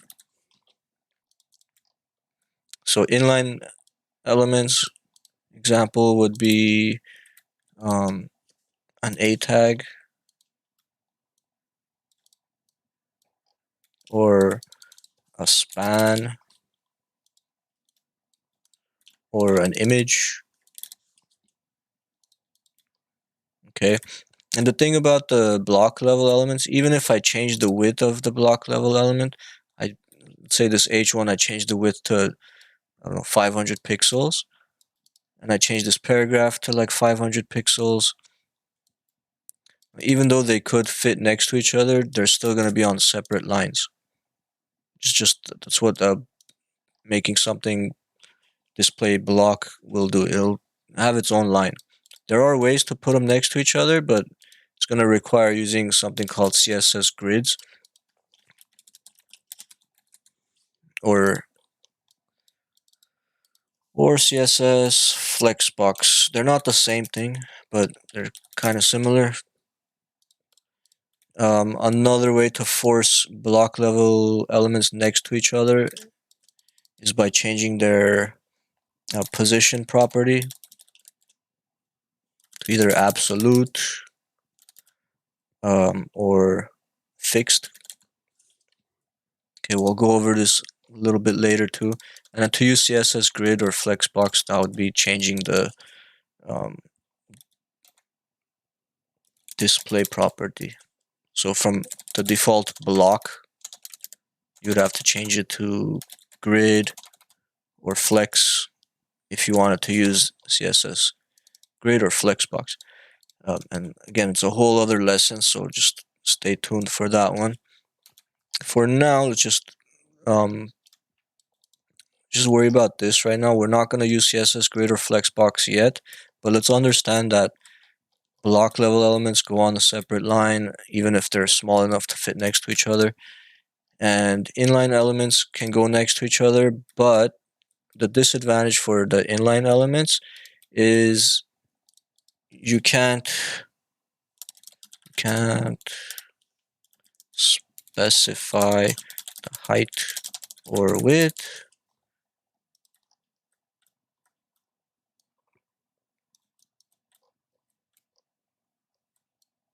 on the inline elements, and also padding only adds to the sides for some reason. Let's test it out. We have these A tags. Let's give them background colors so we could actually see the tag itself. So give the A's a background color of this chartreuse color. And you'll notice it looks like they're like overlapping and stuff. They are. They're overlapping because I put padding. Let me take the padding out. So this is what they normally look like. right? Let me try giving them a width with 500 pixels. See, nothing happens. Adding a width to an inline element does not actually change the width. Adding a height to it does not do anything either. And adding padding, all the padding does is it actually makes the padding grow around, but they still overlap each other. So it's weird. They're not gonna be pushed apart from each other. They're just gonna overlap with that big padding that I added to them. Right. So what you need to do if you want these to actually go further apart from each other, you need to change their display to block or inline block. Inline block is like a mix between block and inline. You could put them next to each other and you can give them padding and change their width. So if I change the width now, see, it actually does change. If I change the height, it actually does change the height. If I change the padding, it actually pushes them apart. They don't overlap each other, right? But if it was still inline, they're just going to overlap. So you got to change them to inline or inline block. It doesn't really need to be inline block here. I could just do block. You'll notice the difference between inline block and block right there. Block will have a width of 100% by default. Inline block will just be as long as it. Huh? What is A active? A active is, see, I made it crimson for A active. It turns crimson when I click and hold. Yeah. So that's active while my mouse is pressed. So when it's active, you can click on it. It's going to be turned on, and then No, it's on. Active doesn't mean it's turned on. Active just means my mouse is currently pressed on it. So active just means my mouse is pressed on it. okay. Thank you. Mhm. Got it.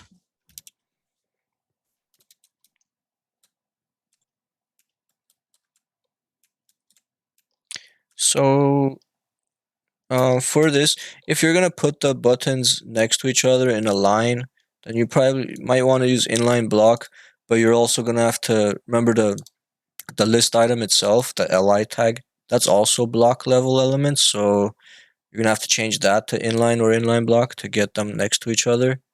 But if you're gonna keep it like this as a list, a vertical list like this, then I don't know, you could just keep this as block. Get rid of that background color on it.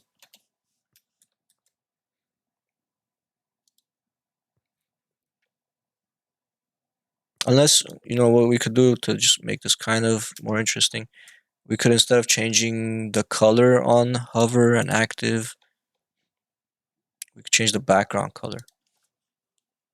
So I'll leave the color white, I guess, and just change the background color to whatever color this is, but maybe a little bit darker. Maybe I could just put a transparent black over it. Say RGBA 000 for black. What is A? What is the dot A? Is that for the unlisted items? Which dot A? So you said A and then color FFF. So what is A on top? This? Yeah, what is that? Is that to represent? So unlisted. That's this. That's the A tag. Okay, got it. Got it. Okay, thank you. So that's targeting the anchor tags. File That's the link tags. anchor. Okay. Decoration, text decoration. Text decoration is getting rid of the underline because links, The A tags, normally when you create a link with this, it has an underline. So if you don't want to underline, put text decoration none. Okay, got it. Thank you. And then I'm gonna add this RGBA color to this. RGB is red, green, blue. A is alpha for transparency. So if I put 0.5, that means I'm putting a transparent black for the background color of, oops, of the links here, these A tags. So you can see this darker background on them. I'll make it a little bit less transparent by changing the 0.5 to 0.8, let's say. It's a little bit darker.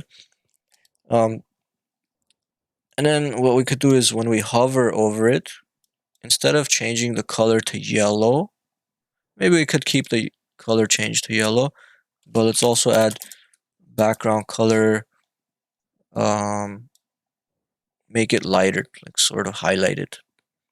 So I'll do RGBA and let's pick a color. Let me see if I could use the color picker here. What color should I make it? Let's highlight it slightly gold.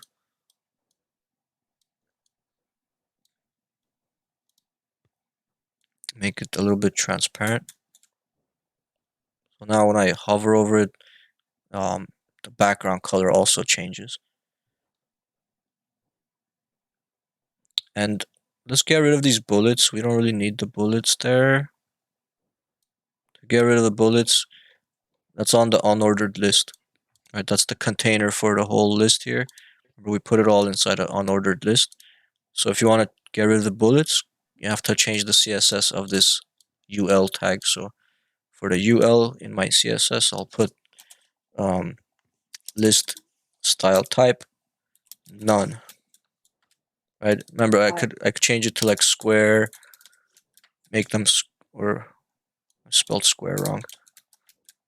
Change it to square. It'll be squares, but I just don't want anything, so I'll put none. And then for this one, let's give it a little bit of padding. So let's actually center that one. Why didn't you put the frame around it? Huh? For UL, why do you not put the frame around it? Is it because it's CSS? When you're coding UL? No. If you go back to CSS, it says UL unlisted order. Why Unordered list. Yeah, unordered list. Why didn't you put the bracket around it? What bracket? Bracket that you usually put for on HTML. Because this is CSS, it's not HTML. No, but my question is like you. Are you talking about these brackets? Yeah, yeah. What is that? That's Bracket? it's yeah, you call it a square bracket or a caret or angled bracket. But yeah, that's for HTML. This is HTML. This is CSS. CSS, you don't use it. So Why do you not use it? in HTML, that's because there's no tags. You tag things in HTML Yeah, with the image tag, and then in CSS you use just the selector name for whatever the tag was, and then you just put these curly brackets and change the styles. Tag, right? Yeah, this is called a tag. Tag or element, and then in CSS you use the tag name as the selector.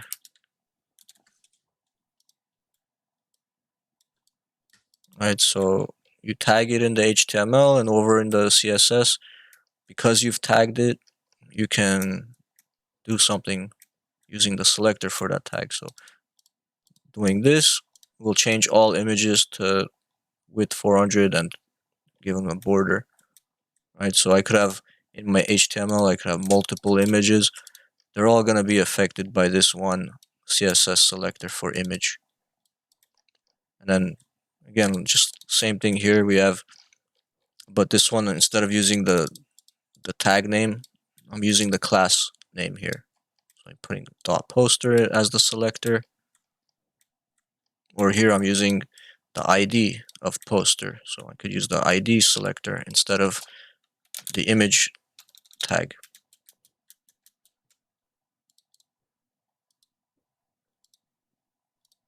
Yeah, so tags are only in HTML. CSS, there is no tags.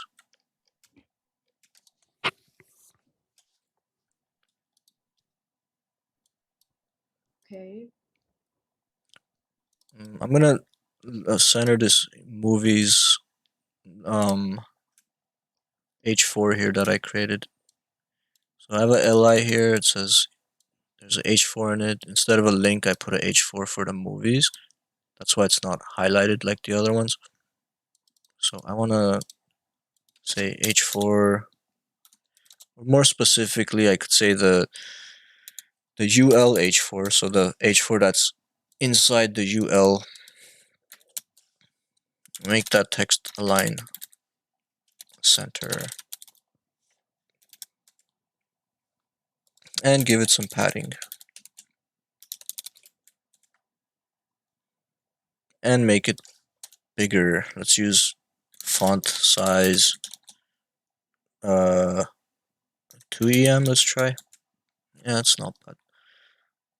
Also, just to make it distinct from the title. Actually, I think I want to put these next to each other. 1, 2, 3, like, yeah. Because if I make them all on top of each other, it's just kind of too tall. Let's see, this is at 100%. That's fine, I'll leave it like that. And then I'll put the TV shows next to movies. Let's see if that won't be too much trouble.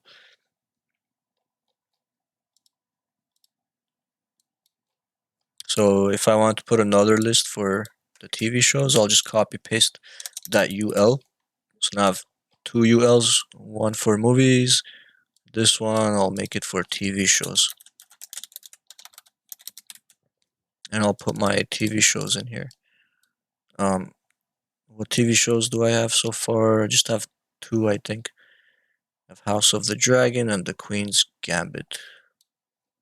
So for the ID here, I'll just say House of Dragon. House of the Dragon. And Queen's Gambit. Queen's Gambit. I'll get rid of these 2 for now until I add more TV shows. Well, let's see what it looks like though. They're gonna be one on top of the other because Can you go slowly? Can you go back? Yeah. To the list. Yeah. Yeah. Can you stay there? yeah, it's just a copy of this one. It's just I I'm changed trying to the take title. notes and- Yeah. I'm trying to take notes. So yeah, thank you. Just one moment. And remember, I'm gonna share this with you, so always look at it.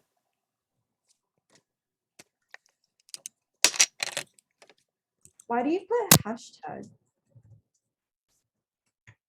What's the hashtag for? ID. Yeah, I remember you're explaining that in the beginning of the lesson. What is it again? What is ID again? So you could use class names or IDs. It's just a unique identifier for an element because I could have multiple like divs, right? I could have a bunch of divs everywhere, but what's gonna make one div stand out from the other divs is it has an ID tagged on it. So it's like I'm tagging it with this ID. So Is it so it's like yours? You're claiming it like it's your no, I'm claiming it as Avengers. okay. So this one is Jaws, and this one will be Avengers. The reason why So I'm doing that on the is website, it'll show it as Jaws. So there's gonna be a text that shows no, Jaws. no. You're not gonna see this anywhere. It's not gonna. Oh. It's not a visual thing. It's to uniquely identify this div as to mark it as something because I need a way to, find this div. How am I going to find this div if there's Right. nothing unique for it? So to Right. find it, I'm giving it an ID. And then over here, I have these links here. One of these links has hashtag JAWS. So it knows when I click on it to go to this specific div and not anywhere else. Mhm. So I click Can click can you send JAWS, takes me there. can you put a copy of this by any chance? Yeah, Sorry. Thanks. Like on the Google Doc, or I'm sorry, Google it'll be Classroom. on Google Classroom. Thank you. You're welcome. I already posted it, So but I'll complicated. update it. Yeah. Yeah, I learned like slowly because I'm still trying to process so much at once. Yeah, it's because a few of you came in kind of late.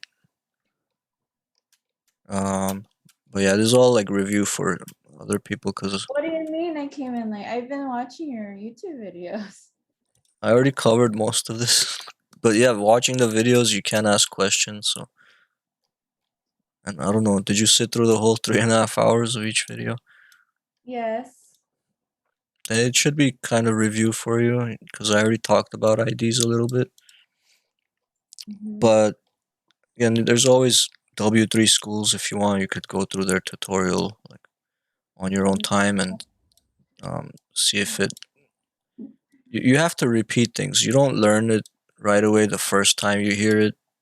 Like for me, I had to learn this multiple times until it's like cemented into your brain.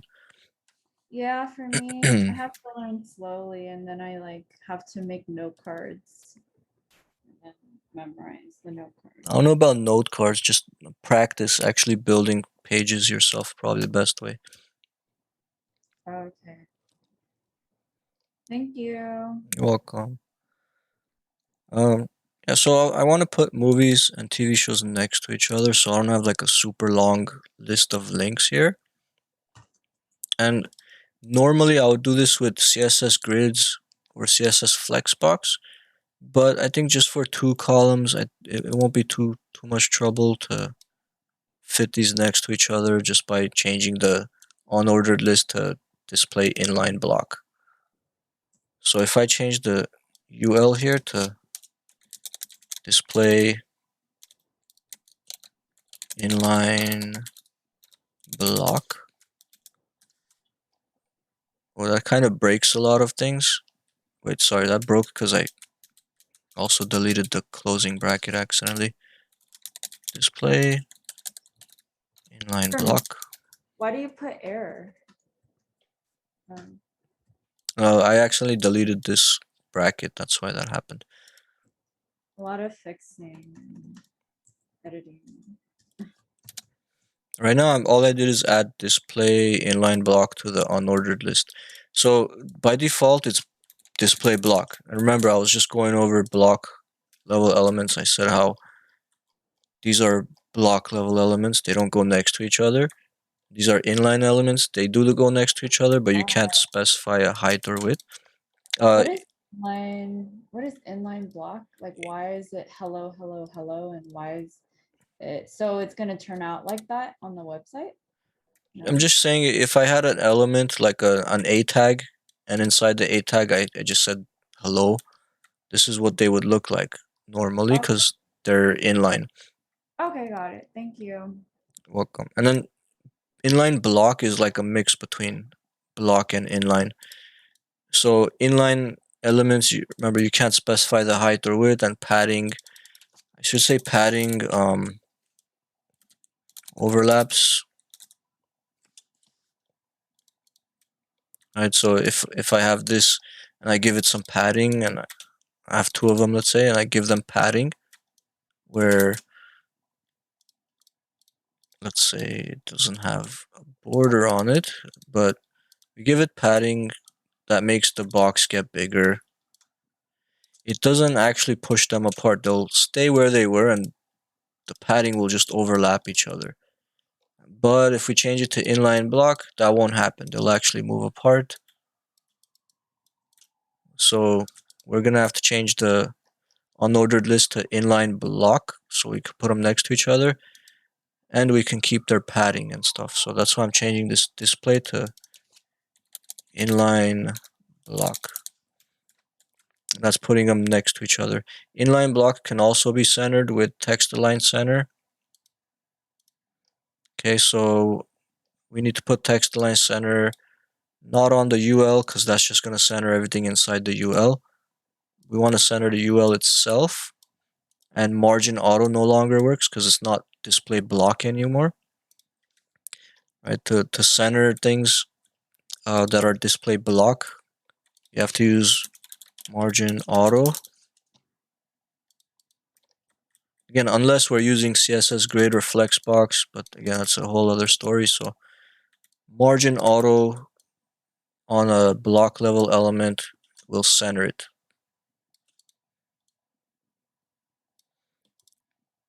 Right. So, but I just changed the unordered list to display inline block. It's no longer display block. So now I have to use text align center on it. So the container for the UL is this header. So I'll have to put text align center on the header to bring those to the middle. Now, unfortunately, I don't think there's a way to align these to the top if they have two different heights, unless we're using display flex or display grid, but we're not. So I think what I could do is just I'll just make sure there's the same number of buttons in each one. So I'll have to add two more TV shows here. So I'll just copy these two for now, just to keep the style looking good. All right, so now it's movies, TV shows. They're next to each other. We can click Jaws and go to Jaws, or we can click House of Dragon. It doesn't go there yet because I haven't added the ID yet. So I put House of Dragon on this list item, but I haven't added the ID here yet. So where it says House of Dragon, this div right here, gotta make sure I give this the ID equals House of Dragon. And for this Queen's Gambit div here, we'll make sure we tag this as Queen's Gambit. I think I put a capital G. It's case sensitive, so that matters. Alright, so now if I click House of Dragon, it goes down there. If I click Queen's Gambit, I might have, maybe it wasn't capital. Let me see, let's go back up here to my list here. It's Queen's Gambit. Yeah, it's with a capital G.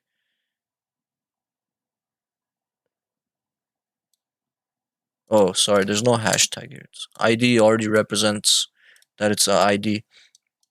You don't put the hashtag here, you just put the ID. Here, where you're linking to it, you put the ID. Right? So if I was gonna change this in the CSS, I would put hashtag Queen's Gambit. I could use that as the selector. I would have to put the hashtag there.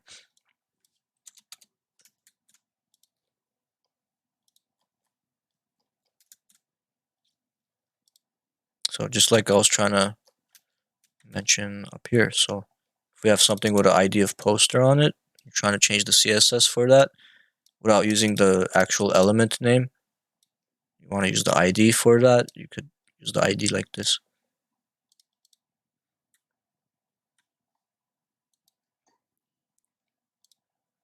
Anyway, so clicking House of Dragon now takes me to House of Dragon. And clicking Queen's Gambit takes me to Queen's Gambit. We should have a button. Now, I could click back and it goes back to the top. And notice when I click, look at the URL here. Normally I can't zoom in on it, unfortunately, but it says index.html. When I click JAWS, it says index.html hashtag JAWS. If I click House of Dragon, it's index.html / House of Dragon. I click back, it goes back to hashtag JAWS. Did it actually? Let's go to Godzilla, and then let's go to Queen's Gambit, and let's click back. Yeah, I click back. It doesn't actually take me to Godzilla though. It just takes me all the way to the top of the page. Not sure why that happens. Even if I refresh. What if I manually type here hashtag Godzilla? Press enter. It actually takes me to Godzilla. So you don't have to actually click Godzilla here. You could type in the ID up here. And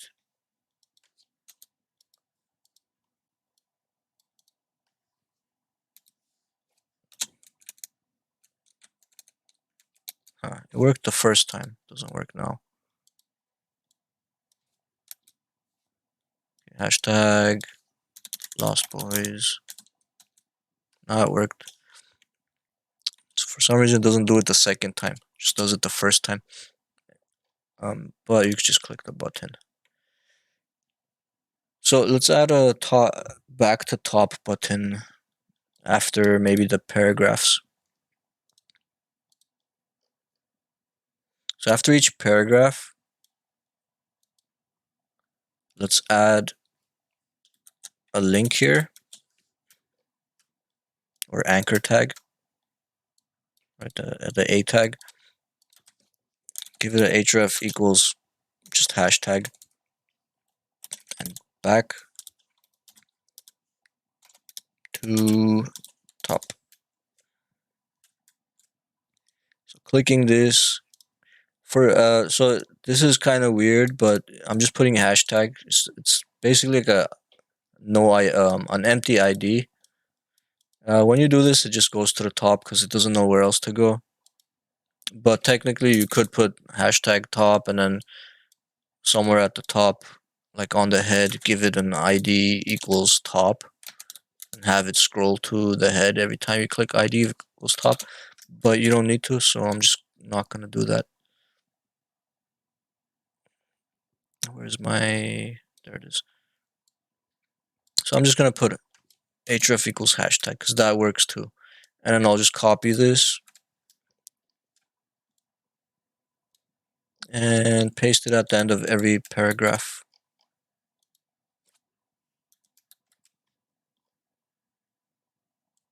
Actually, make this look a little bit nicer. I'm going to put a break tag before it just to have this go on the next line. So BR is break. Just adds a line break, so this A will go to the next line instead of just being next to down. It'll go to the next line. So I'll take that break tag and the link, copy that, and just paste that after every paragraph.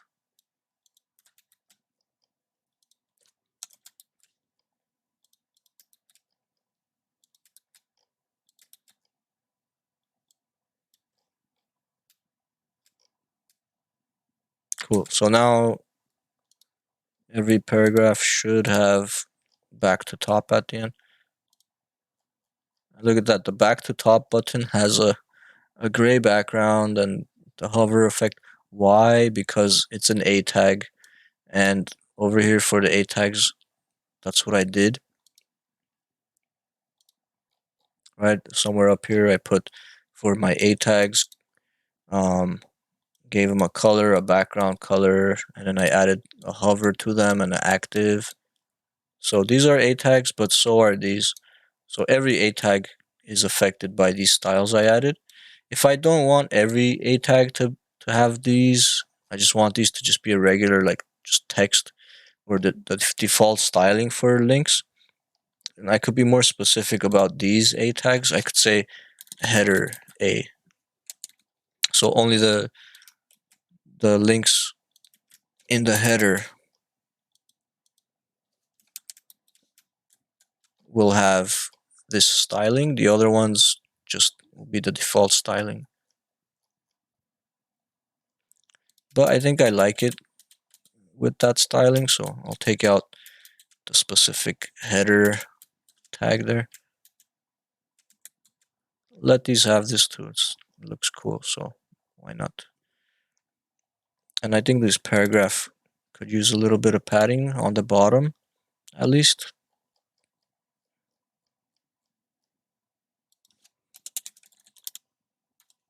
Padding bottom, 20 pixels.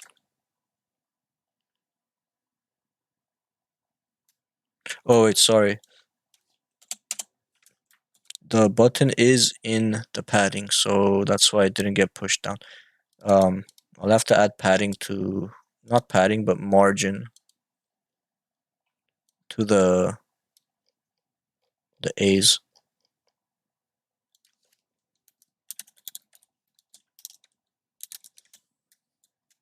Just to push, maybe margin top. Just the margin on the top. To push it away from that paragraph a little bit. Now it's also going to have margin top here, which is fine. If I only want the margin top on the ones inside the paragraphs, then I could create a separate rule here after these A's. I could say PA margin top, let's say 20 pixels. Then it's only going to affect these back to top buttons that are inside paragraphs.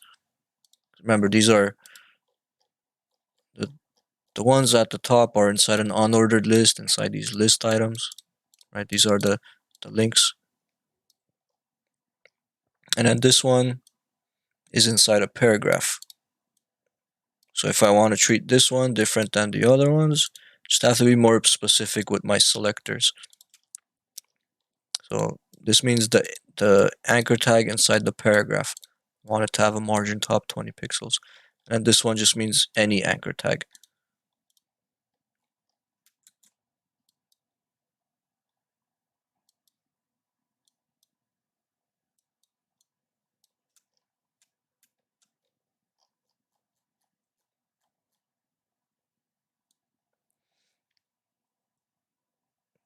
Cool.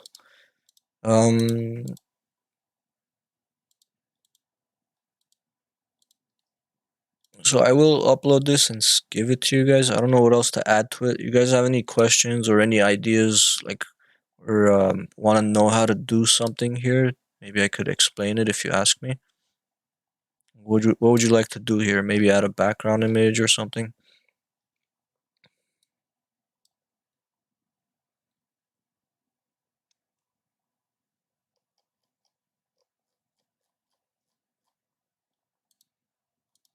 Oh, one little thing we should add to this, because it's very easy. I don't like when I click and it just jumps to the section. I like when it scrolls. Like, I want it to scroll smoothly to wherever I click. You could do that quite easily. Just the very top of your CSS, under HTML, just add scroll behavior smooth. HTML scroll behavior smooth. Add that to your CSS, and that should make it so when I click, it scrolls nicely instead of jumping.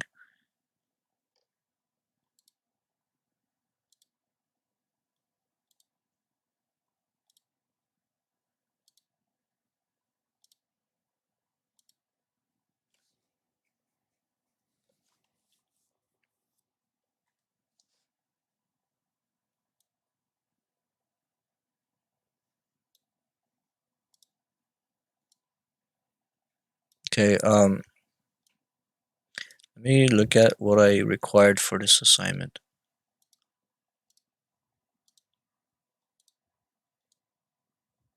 So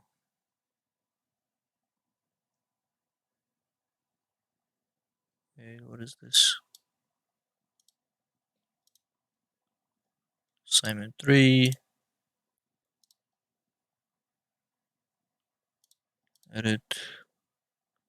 Right, so the requirements for this, Create a website or web page listing your favorite movies or TV shows. Must have links, external CSS, pictures, at least 5 TV shows or movies, title and summary for each. So I've got 4 movies, 4 TV shows. It's a total of 8. So maybe add 1 more for each one. But I've got titles. I've got a title. I've got a summary. I've got links. If you want to add external links, just a link to like IMDb or something, you could add those as well. Maybe add that to, I don't know, the title or something. So you could maybe, for these H3s with the movie name, maybe you could wrap that in an A tag, say href equals, and then link to the IMDb.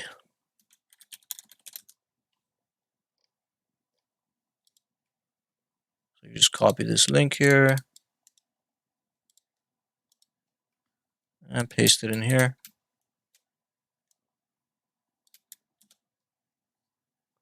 So let's look at Avengers here. If we scroll to Avengers, the title here, Avengers, should be a link. Although maybe I didn't save it.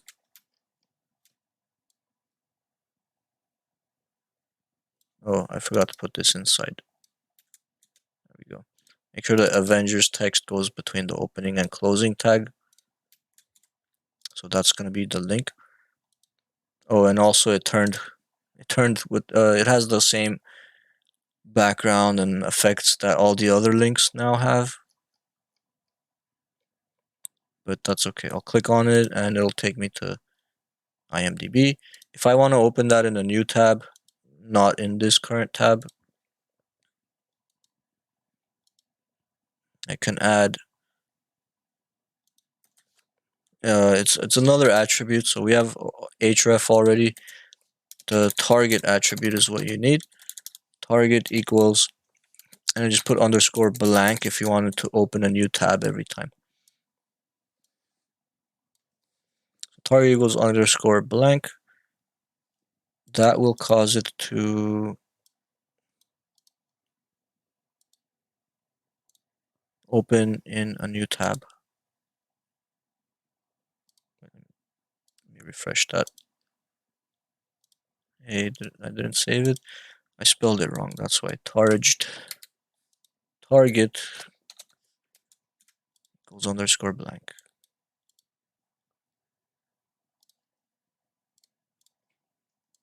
There we go. So now it opened a new tab. This one's still here. Every time I click on it, it's going to open a new tab.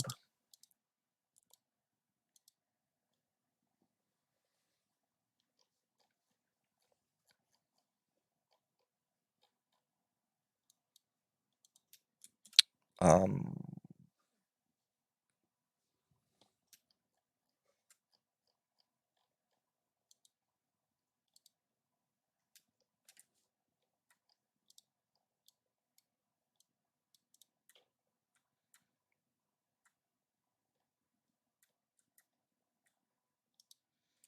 so for creating links, use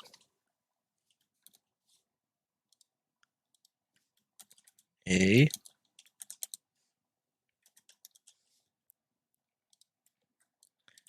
but you must have the href attribute in there. Otherwise, it's not really going to be a link. It's going to look no different than other text. It's not going to behave any differently unless you add the href attribute to the link as well. And this could either be an ID that takes you to an internal link, right? So you have an ID somewhere called section 1. This will take you to section 1. So this would be an internal link.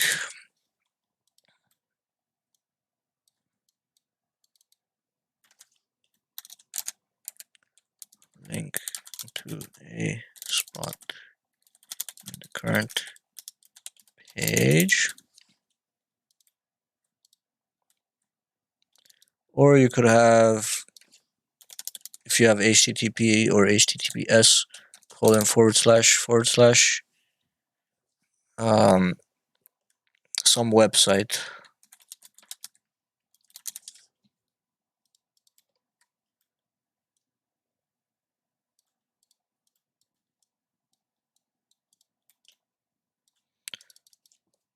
External link.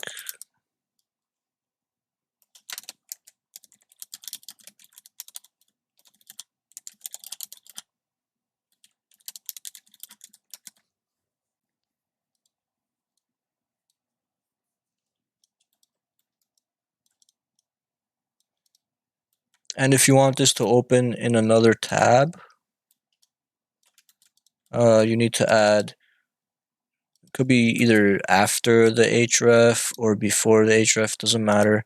You need to add the target equals underscore blank.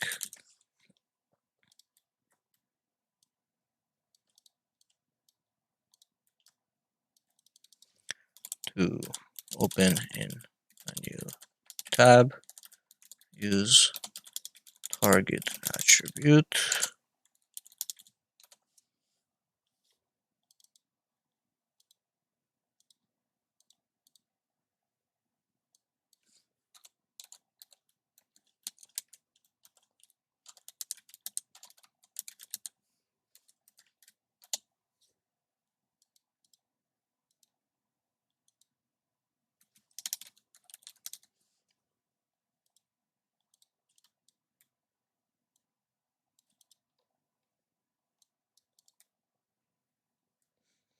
Okay, so example of this type of link, and we already have that. When we click these buttons, it scrolls down to a section here because these links have IDs on them. href equals hashtag jaws or hashtag avengers. And then the other one links to a different website because the href has HTTPS in it instead of an ID. So the other ones have like hashtag avengers or something. They take you to whatever element has this ID on it. But when you put HTTPS, it takes you to a different website. And then adding target equals underscore blank, make sure to open this link in a new tab. If you don't put this here, it'll just change the current tab that you have open to a different page. This will make sure it opens it in a new tab.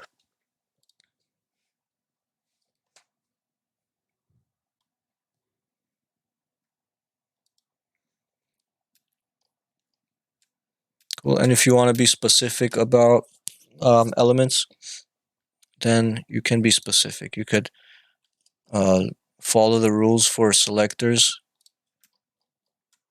So this means the h4 inside the ul. If there was a dot between them, this would mean the ul with the tag with the class of h4. If it was a hashtag, this would mean the ul with the ID of h4. If it was an arrow like this, it would mean only the h4s that are direct children of uls. So they can't be grandchildren of the ul. It has to be a direct child of a ul for this to affect it.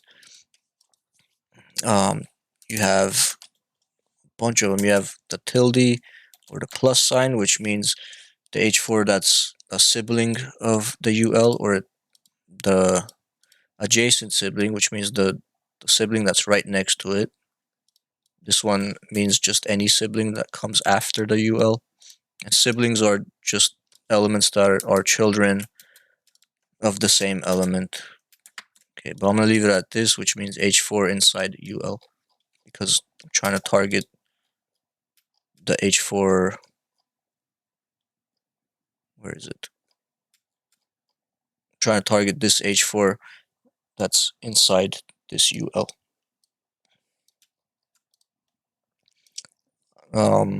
I mentioned this the other day, but go to W3 Schools, click on References, click on CSS Selector Reference, and this will tell you all the different types of selectors there are. So you have the class selector with the dot, you have the ID with the hashtag, the star with the asterisk. See all three of those I'm using here. We've got the star, selects everything. We have, I'm not using the hashtag or the class here, but I'm not really using classes much. We'll start using classes next week. Classes are the dots. You're going to use classes a lot. So class kind of works like an ID, except it doesn't have to be a unique identifier for something. You could put the same class on multiple elements, where ID you should only put it in one place. You have element selectors. That just means the actual, element, whatever it is, P, H1, div. That's what we've been using mostly. HTML, body, header, UL. So these are all element selectors. You have element.class, which I just showed you. If you do p.intro, that means whatever paragraph has a class of intro on it. Putting commas is just a way to do multiple elements, apply the same CSS to multiple elements here. Like maybe I want text align center, padding 20 pixels, font size 3 rem, not on the H1 only, but maybe I want that also on the H2s and the H3s. But I don't, so get rid of that. I don't want all of them to be the same size, so I'm not going to do that. But maybe I want all of them to be text align center. So, instead of having this H2, which it doesn't even have text align center, this H3, I guess there's no reason to put a comma to separate them, put them together. So I don't really have a need for that. That's why I haven't used it in this one. This is, again, the paragraph inside the div. Tells you here, selects all p elements inside div elements. This means selects all p elements where the parent is a div element, so it has to be a direct child of the div. That means this p can't be inside some other element that's inside the div. It has to be a direct child of it. So the div has to be the parent of the paragraph, not the grandparent or great-grandparent. And this means select the sibling. Siblings are example of siblings. These list items are all siblings of each other. These two ULs are siblings because they're actually the H1, the ULs. These are all siblings. The H1 and the UL are a sibling, and this UL and this UL are siblings because their parent is the header. This H2, this div, and this div are siblings because their parent is the section. This image, this H3, and this paragraph are siblings. You can tell they're siblings because they're on the same line here. They're indented the same amount. It's an easy way to tell if something's a sibling. And it's inside the same container. So this is useful when you're trying to create like drop-down menus. This comes up. You could also select by attributes, but this is kind of confusing. Might not need to use this too much. Active, I showed you, that's when you click on a button. That's when it's active. After can add something after an element. Before can add something before an element. I don't really use those too much. I don't find too many uses for them. And there's a bunch more, but we'll go over more of those later.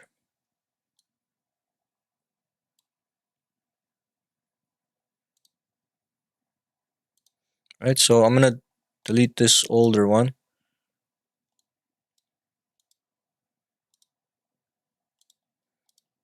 And actually, let me close this.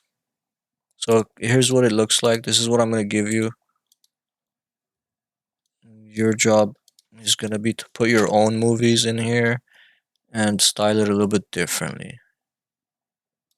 Okay, actually, before I call it, because it's 9:40, I think we're advanced enough that you should know by now how to add background images. I've been kind of avoiding it on this one, but we should put a background pattern or image somewhere instead of this, just this blue color.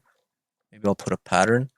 So I'll look for some interesting seamless patterns, because when you add background images through CSS, by default, they're gonna tile.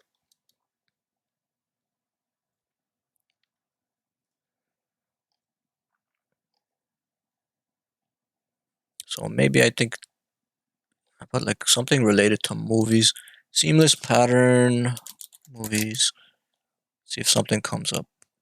Yeah, there we go. Something like this would be cool. Open in a new tab. Right, so I'll save this image. Save it in my images, but let's call it pattern or BG pattern .webp. And in my styles, instead of having that blue, dark blue color on main,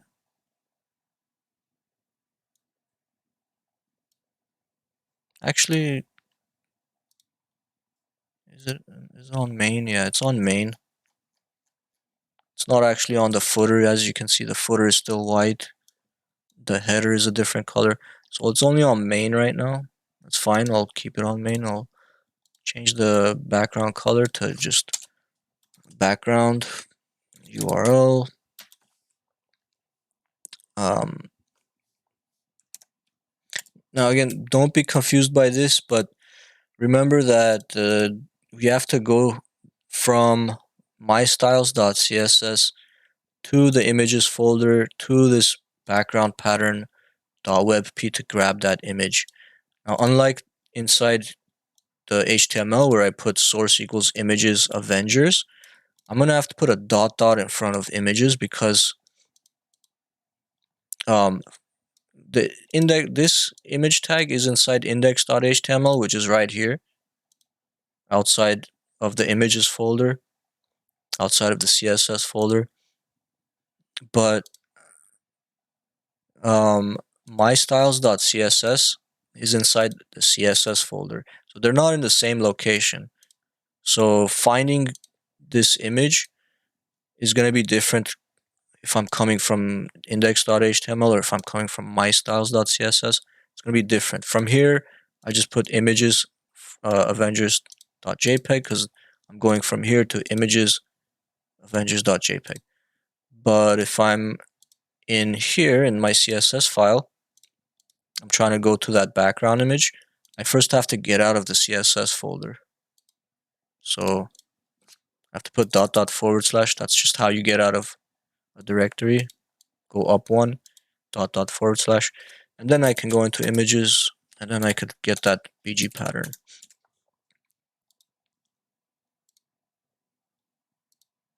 And now we have this more interesting movie background. Also,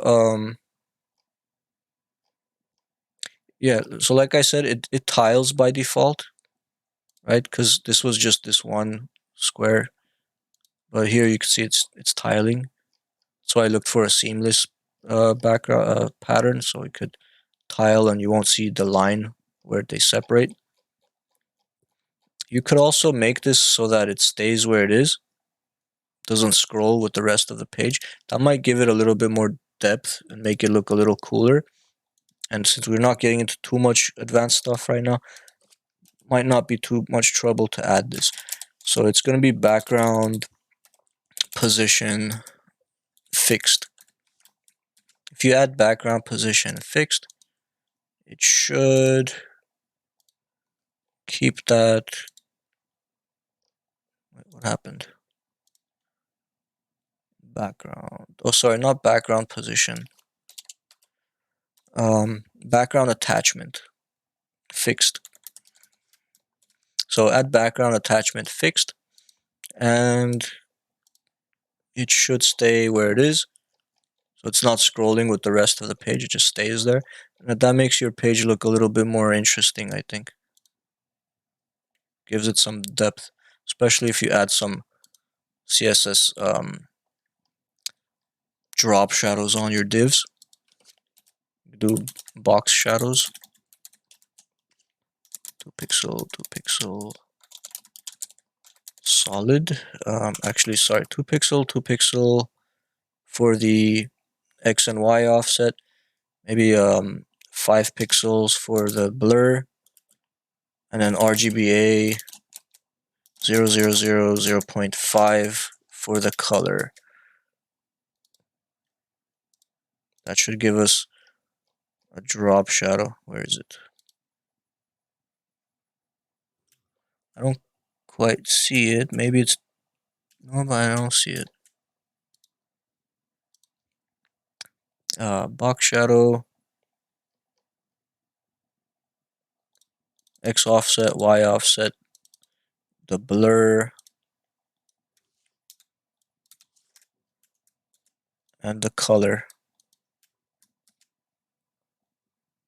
Put it on the div.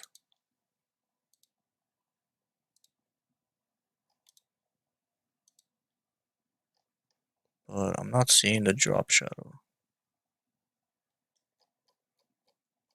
Let me inspect it real quick. Where's that box shadow? Invalid property value. I might have done it wrong. Let me look at a box shadow CSS. What am I missing?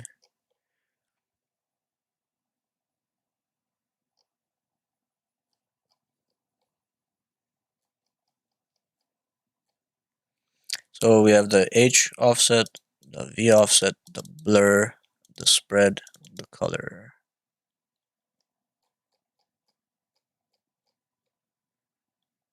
Box dash shadow.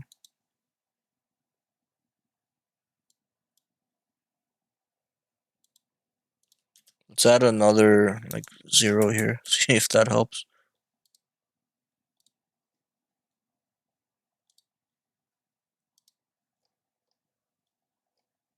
Nope. I don't know why it's saying an invalid property. That should work. I'm pretty sure I'm using it right. Box shadow. Let's just put red here. See if that makes a difference. Okay, now it's there. That's weird. Did I do something wrong with the RGBA? 000. Oh, that's why. I actually put 0.5 instead of 0.5. Okay, now it should work. There it is. So there's a little bit shadow just to give that a little bit more depth. And maybe I'll increase this to 10 and 10. Or let's make the X offset, which is how far it's going to move to the left or the right. 2 pixels only. It'll move it 10 pixels down and blur it 5 pixels.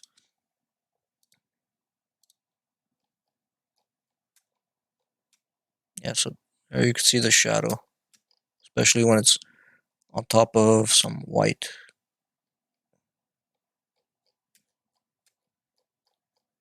Anyways, it's not really, it's barely noticeable, so maybe it's unnecessary to add it here. Okay, so now I'll upload this and post the sign out and stop recording.